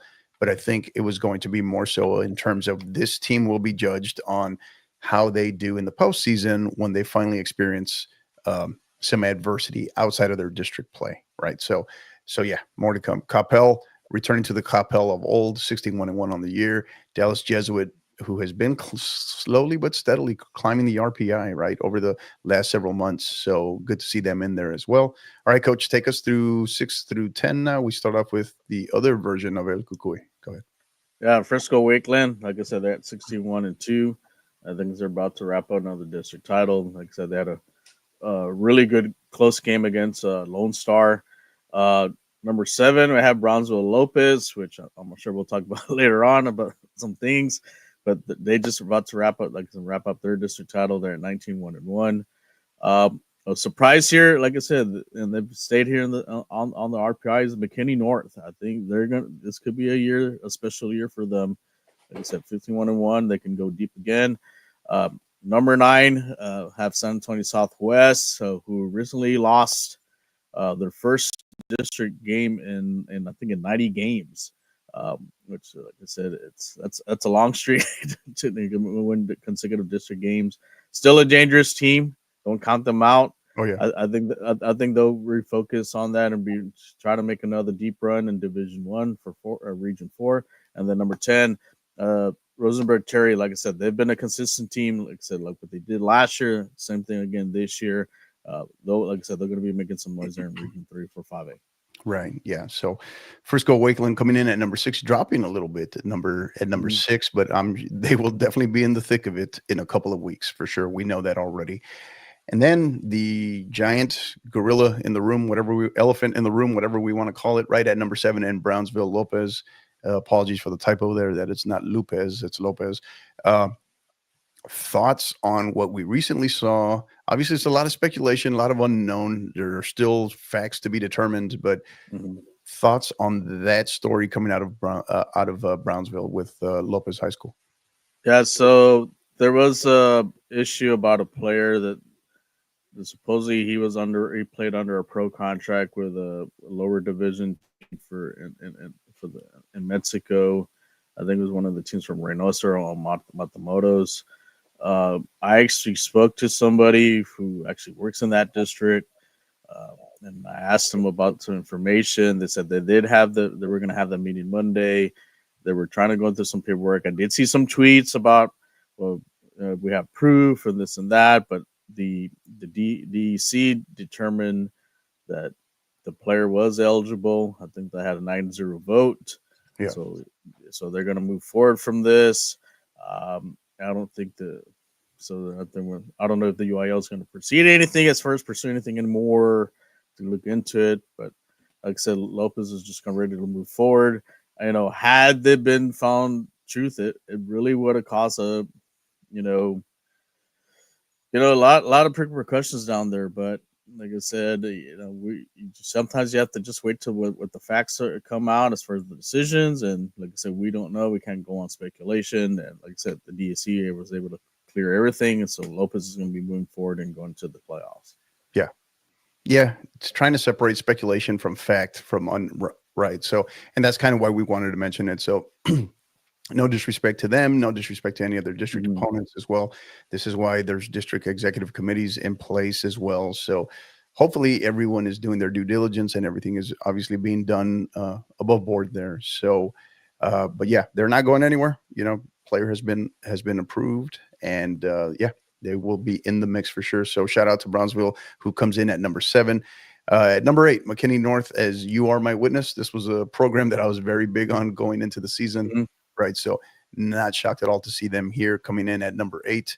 Number 9, San Antonio Southwest. Got to be fair to them. It wasn't exactly a traditional loss as well. They brought out in in penalties. They are in 28 5A. If tied at the end of regulation, they're one of the districts that goes to penalties and split points. So it's not a full-fledged loss, obviously, but it still goes down. We can have this argument all day. But yeah, so but yeah, they do. I mean, honestly, I think it should just be a tie. I mean, Yeah. I think record-wise, if it's end 0-0, it's a tie, and you're losing PKs just for points, whatever. Yeah. Correct. But yeah, so yeah, they come in at number 9, and then number 10, Rosenberg Terry, who I remember when they first entered in here, finally in the next 5 in, and they've just been steadily creeping. Now here they are in the top 10. So big shout out to them as well. All right, Coach, take us through our final 5 in our top 15 here, 11 through 15. So 11, we have a Cedar Park Vista Ridge. I think they've been the surprise this year.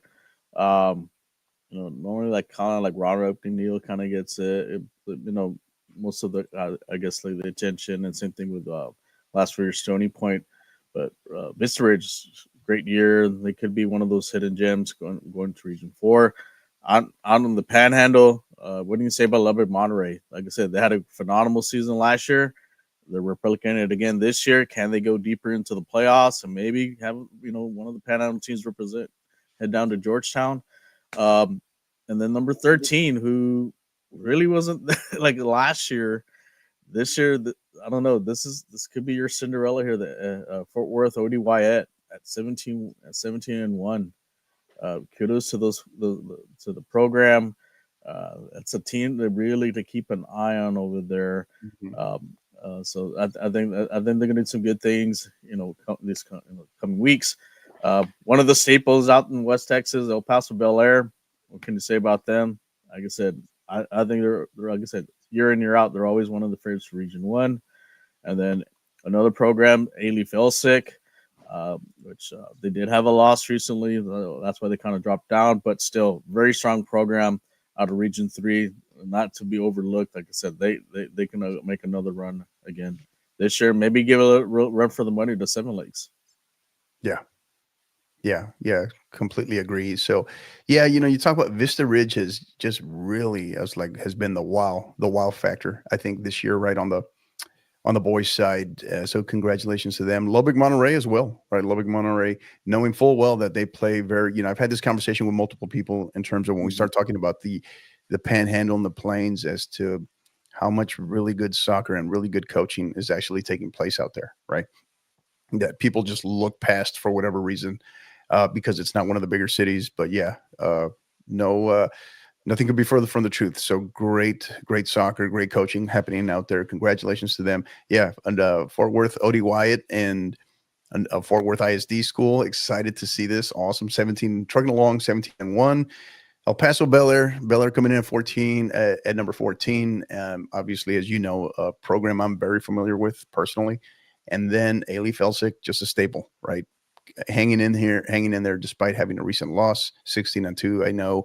I firmly believe they will do some damage in the postseason.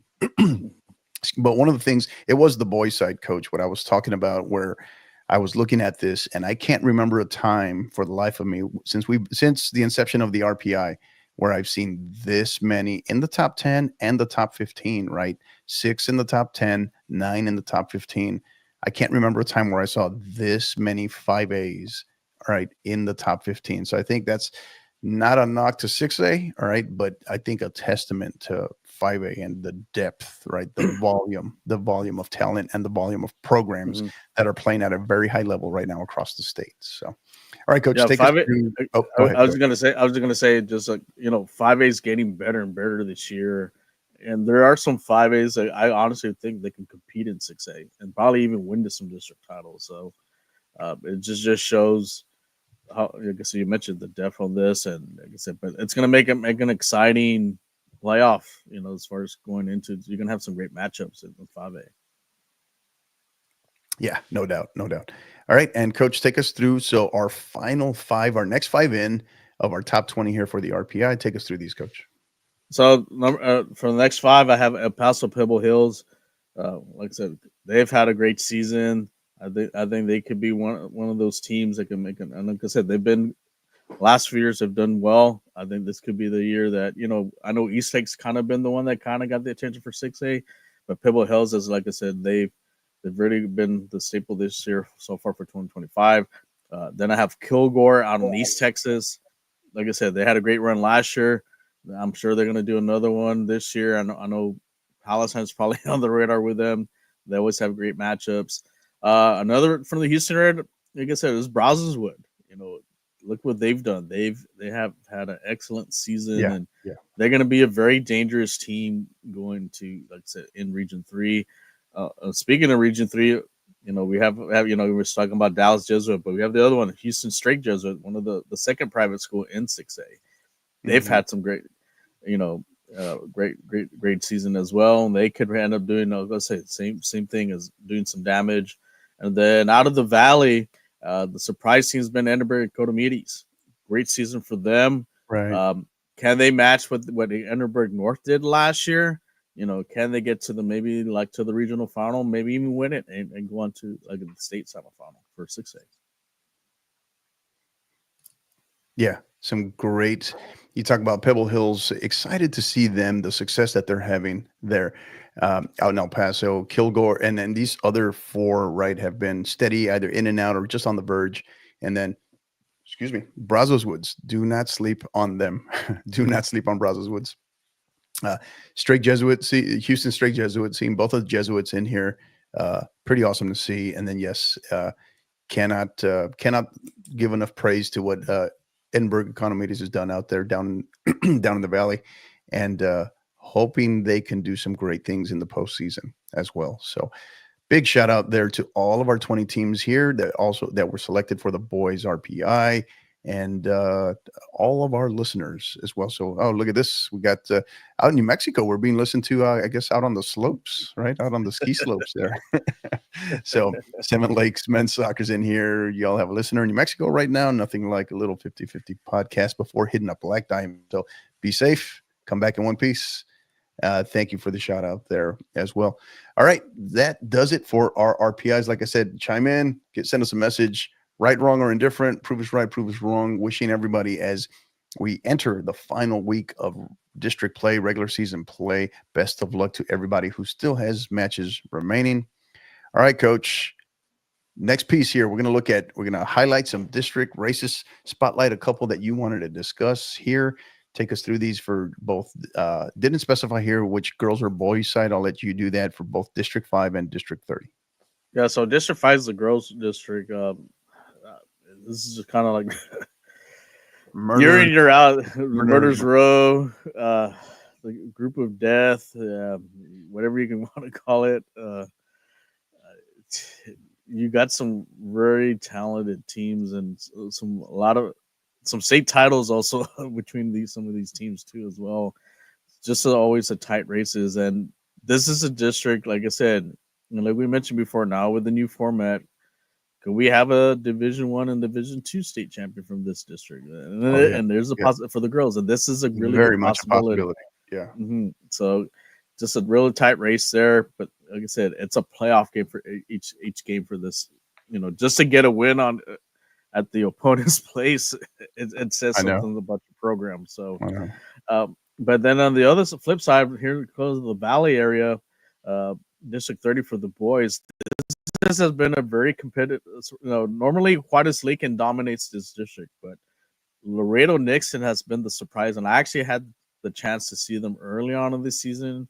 They could be a team that you've been big. You've been big on them for a while. Yeah, they could. I know they had a little setback recently, but they're still in first place. But this is a very tight race. Reading into this, like there's still 2 spots between 2 and 6.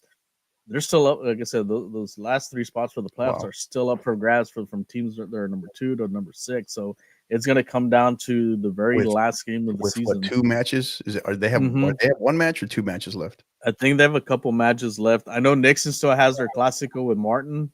That's one of the oldest rivalry games, right? And that's always a fun one to watch. If you have a chance, check out that game.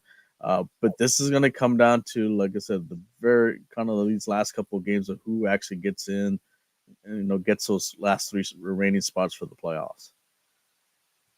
Yeah, and you talk about District 5 here. Excuse me.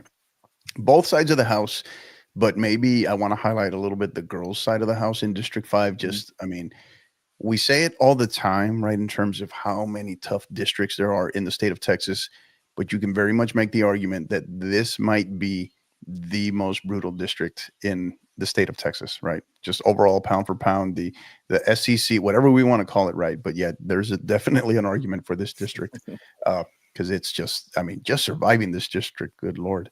But yeah, so definitely District 5 for sure. All right, that does it for our district spotlight. We have Brian Heyman in here saying he's I'm on my way, coach. I'm on my way, a member. medium rare. Maybe I'm somewhere in there. So about to put on some playoff stakes. Congratulations to Coach Heyman and his boys. We'll discuss that a little bit more in a minute. But AW in here with 6A District 15, Magnolia and Klein Oak tomorrow, likely for the championship. But Tomball and Tomball Memorial also still in it in the last week. So some fast there's going to be some absolute drama this week. So you talk about spring break across the state. Not everybody has a spring break this week. I get that, but some incredible drama is going to unfold across the state of Texas this year. Thank you for that, AW. Appreciate that. All right. Next one, Coach. We're going to go ahead and move on. We're going to highlight our teams of the week, starting with you, Coach. Go ahead, jump in here. Granted, you stole my thunder a little bit here with the girl, but I'll let you have it. So go ahead, Coach. So for the boys, like I said, I nominated the Fulshire Chargers, who's coached by a good friend of mine, Arturo Trevino. They're going to the playoffs this year again, but a big win against Ailey Felsick. You know, they had lost them on the first go around, but a big win to beat one of the top teams in the state and actually one of the favorites too. So a great, signature win for him and his program. Like I said, that's a team that also to keep an eye on. You know, could be a little a dark horse. You know, could give you some matchup problems going into the playoffs. So congrats to them. And then for the girls, like I said, Prosper. What can you say about them? I saw the video clips of the game just back and forth, but right. You got to give it a Prosper. They find a way to win, kind of like last year. Last year's run, they found ways to win to beat some of these elite teams. This I think it's helping them for this game, and this could be the game. Like I said, getting that win versus Allen could really be the one kind of turns leaf for them to prepare to make another deep run. Like I said, I know they have a target on the back, but I think they realize going into the playoffs that they have the talent to go. Even from little adversity, still win the games and maybe be able to help defend their state title this year. Yeah, that would have been a match I would have loved to have been at. I would have paid double the price of admission for that, just because those are two teams that I really like to watch play. Tons of the amount of talent that's on that field, right? Mm-hmm. Allen and Spurs. So yeah, and I know full Allen will definitely bounce back. I felt like they were probably playing the best soccer in the entire state. Definitely the hottest team. So big result for Prosper for sure. So shout out to them. Shout out to both teams, really. I know Allen will be back. So, all right. And my teams of the week. So both, yes, stop the press here of all people, right? Speaking of the devil who was just on here, Coach Brian Heyman and his boys, the Baytown Sterling Rangers, who defeated Baytown Lee 4-0 in a must-win situation, right? To make the playoffs. He has an incredibly young squad, and yet they get in, they make it on the last game of the regular season. Excuse me. So big shout out to him, what he's done, what he's been through, what that program has been through, what he's been building since he's arrived there. And like I said, this is a very young team. So for them to do that after last year's playoff a success, but they graduated and lost a ton of talent, and what they've done this year, congratulations to them. And then of course, the other, I guess, speak of the devil, if you will, who we had on here earlier, and Coach Scott Davis, getting the result versus Brennan, and getting tremendous, tremendous accolades. I could talk about them all day. Just their third consecutive district title. This is, yes, team of the week this week, but you can also say just in terms of what he's done this year in that district in 28 6A. Just a masterful job. So very happy for him, happy for his girls. Congratulations to the San Antonio Taft Raiders, the girls soccer team of the week as well, based off of my selection. Thoughts on these, Coach? Like I said, great great way to win, get to the playoffs on the last day. So kudos to Coach Heyman there. You mentioned 8 ties. Usually with 8 ties, you don't get into the playoffs, but hey, I know that's what I mean. It's, yeah, but you find a win. But hey, and also having a very young squad, 8 sophomores and 2 freshmen. But the future looks bright for them because all that's going to help them. Regardless of how far they go into, this team's could be the team to watch for the next season. But this is a good experience for these boys. It's like I said, don't take them lightly, but like I said, it's a great year for them. And then what can you say about Taft? They have an opportunity to go 16-0 and District 26A, which is really unheard of because even like I said, the last 2 years, like we mentioned, it's been a 3-team race, one knocking off the other or tying the other. And for them not, and I think I know a lot. Like I said, Coach Davis, like I said, a lot of teams that weren't expecting for them to maybe to contend the district title, but maybe to get into the playoffs, maybe like the 3rd or 4th spot. But never did they imagine them to run the table and have the opportunity to go 16-0. And if I'm those first round teams, I'd be very worried against them and even beyond too. So maybe this could be the year that, and I've been in situations like you had senior laden teams with a lot of talents, and then the following year you're probably you're flying under the radar, not expecting to do anything, and you end up winning the whole thing. So this could be something special for the Lady Raiders. Yeah, and not jinxing anybody or not anything, but I mean they still got to go through. One of the things that I've been looking at in that particular district is one of the hottest teams definitely in the greater San Antonio area, but in the state is O'Connor, right? There are San Antonio O'Connor Panthers, who they see this week. I think it's Tuesday, if I'm not mistaken. They go against them again on Tuesday. And that's been the battle forever. And I just shout out to Coach Martinez at O'Connor, who has done, they started a little slow, and I know it wasn't necessarily to his liking quite where he thought they should be, but he's definitely made strides, corrected the ship, and they're extremely hot right now. So that should be definitely the price of admission. They're Taft and O'Connor, and and that's another great squad. That's another great squad. That's just fun to watch in O'Connor as well. So, all right, Coach. Any final thoughts? Anything? Let's see. Just like I said, just going into team like of the week here from Ken Murphy. Actually, sorry. So Life Waxahachie, for the 4A 23-0 as well as Salina. So, thanks for sharing, Ken. I think these are going to be some teams that are going to do some serious damage in the postseason, right in the second season, which we will highlight soon in our upcoming. You'll start seeing the plugs for bracketology coming very, very, very soon. So. We were going to highlight, there was one other thing. So remember, district certification does take place on Tuesday, March 18th, right? So that is a week from this coming Tuesday. And then playoffs will begin that Thursday, March 20th. So by district round window is March 20th through the 22nd. We will post some of that stuff on social media as well. We were going to get into more discussion on that, but the good news is we're going to forward that to hopefully Rafa and I will. One of the things that we're working on is having another mid-week show, right, of Inside Texas High School Soccer. TBD, hopefully probably Wednesday, if not Thursday.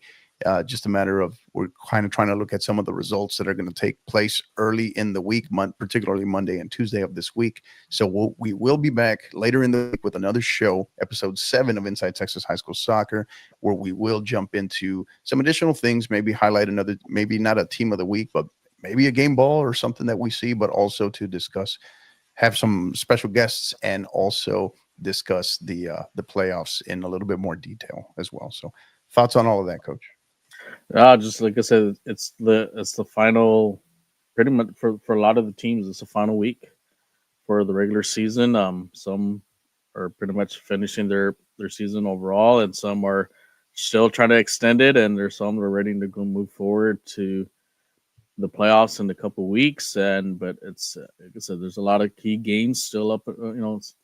Playoff positions still up for grabs. District titles up for grabs, and maybe who ends up in 4A and I mean Division 1, Division 2. Like I know Harry pointed out to one that two teams had the same enrollment the rock paper scissors. The rock paper scissors. Yeah, that'll be interesting if it's anybody knows out there if that scenario as far as what the UIO rule is for that. You know, we'd love to hear of that. So that'd be interesting. But like I said, it's been so far a great season. Even though, like I said, we had some delays because of the weather these last couple of weeks. You know, cold weather and the winds.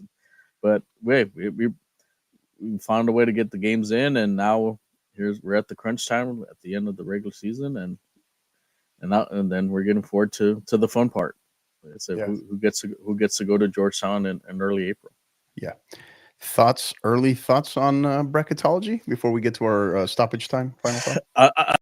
I know if anybody watches, like I said, with the roundtable with me and Harry, we kind of key on a little bit. We tease it a little bit. We're starting to do that especially for region 4. So like I said, I know we'll have an episode again this week.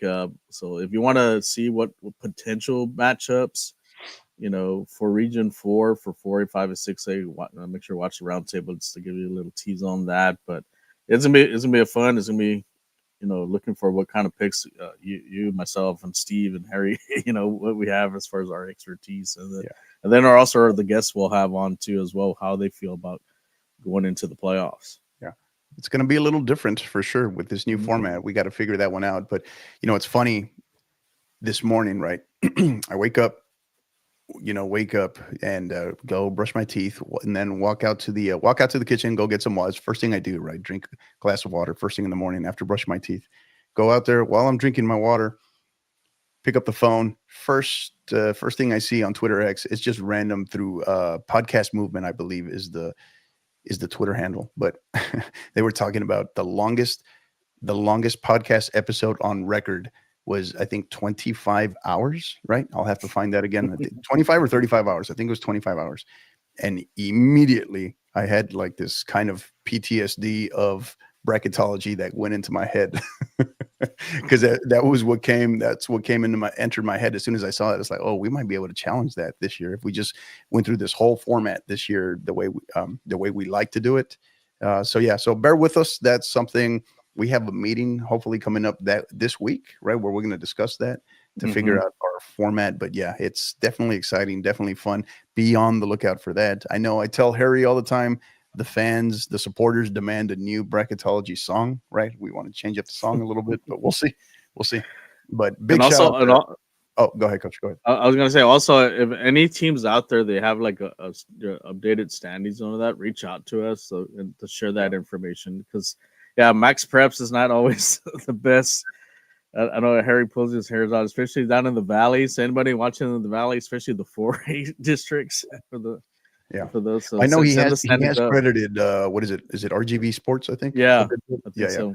One of them, Now their Twitter handle doesn't tend to be updated, but their website tends to be very reliable, very good. So look forward to that for sure. So thank you again to all our listeners, all our supporters, everywhere you can go. You can find us on social media, on Twitter X at 50_50 pod, on Instagram at 50_50 podcast. We are live right now on IG Live, Instagram Live, as well as on YouTube at the 50_50 podcast. Go on YouTube, like, rate, subscribe, hit that subscription button. Like I've been saying that, I've been finding this out over the last couple of months, is the number of people that follow us and listen to us on YouTube that think they're subscribed and they're not.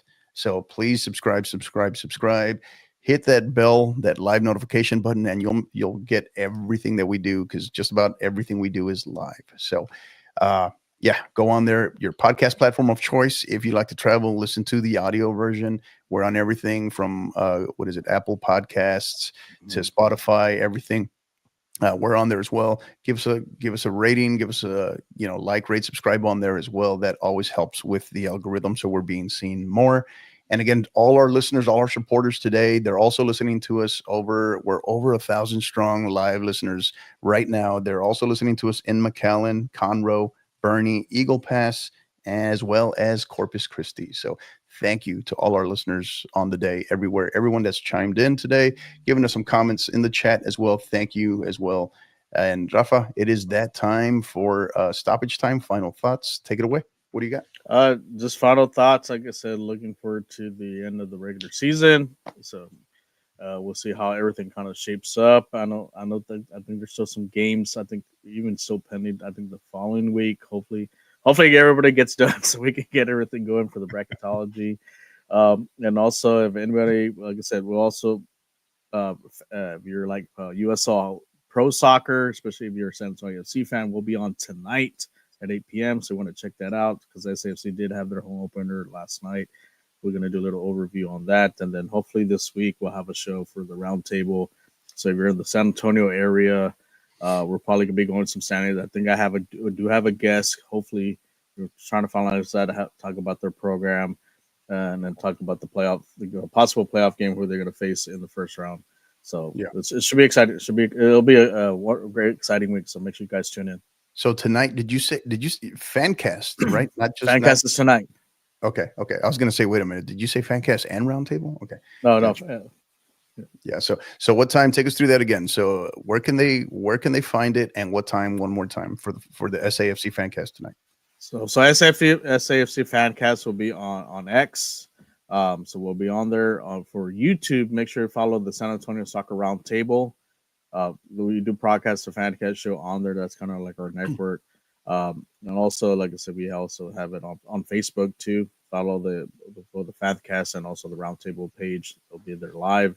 And then the Roundtable show, I think we'll probably do one midweek. I think once we get all these games kind of settled. I know there's some games at 9 o'clock in the morning. I think Harry's gonna be out at Northside. He's probably should take the barbecue pit out there. They're outside Northside to cook. He's really gonna be there for all five games. I think so. So I said, well, might as well just take your grill out there, make some burgers for everybody for all the games. Turn it into a fundraiser. Fundraisers for that. So we'll probably do that midweek. Like I said, I'm working on. Usually that one will have about 8 p.m. We'll stop advertising, but that will be also on X, Instagram, X, YouTube, and also on Facebook Live. Gotcha. Okay. Good deal. A couple things. My final thoughts, really quick. First of all, a reminder: we will have a midweek show sometime this week. Probably shooting for hopefully Wednesday, worst case Thursday.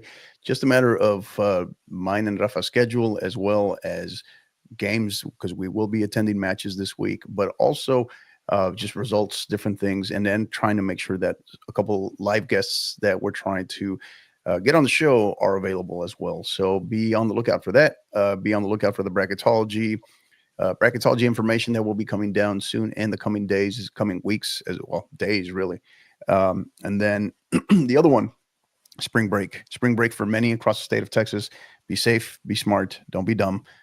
We expect to see all of our athletes back after the spring break. Coaches, obviously, that's one of the biggest fears that we have as coaches. Got to making sure that our athletes are safe, especially when they have extended off time away from school. So all of that to say, just be safe, be smart, and very much so get away if you can from soccer for a few days. Disconnect, recharge the batteries, reset before we come back as well. So, and to everybody playing this week across the state of Texas, we wish you success, wish you the best of results, especially because there are lots of programs that are still in the hunt for either a playoff spot or maybe trying to land a number one, a district title or a number one seed. So best of luck to everybody as well. So, and last but not least, making some history here. This is our first time we've had an Inside Texas High School Soccer show go over 2 hours. So eat your heart out, Joe Rogan. All right. So first time over 2 hours, making some history here. So thank you. Thank you to all our listeners, all our supporters, everybody that was in on the chat today. Big shout out, big thank you again to both Coach Scott Davis, the head women's soccer coach of the San Antonio Taft Raiders, as well as Coach Peter Fargo, the head women's soccer coach of the El Paso Tigers. Thank you to everybody. Really appreciate you guys, all our listeners, all our supporters. Thank you again to Rafa, my lovely co-host, who I always appreciate, always making time. Once again, he managed to hug all the glory and multiple pictures for San Antonio FC last night, including a flag of himself. But we love him. So, all right, you know what to do, supporters, listeners, everybody. Thank you for being here. Be safe during spring break. You know what to do. Until the next time, keep downloading and keep listening. You've been listening to the 50/50 Podcast, powered by the 50/50 Podcast Network. Help us continue to grow by liking, rating, and subscribing on all major podcast platforms. And don't forget to follow us on X at 50_50 pod, on Instagram at 50_50 podcast, as well as on YouTube at the 50_50 podcast. Until the next time, keep downloading and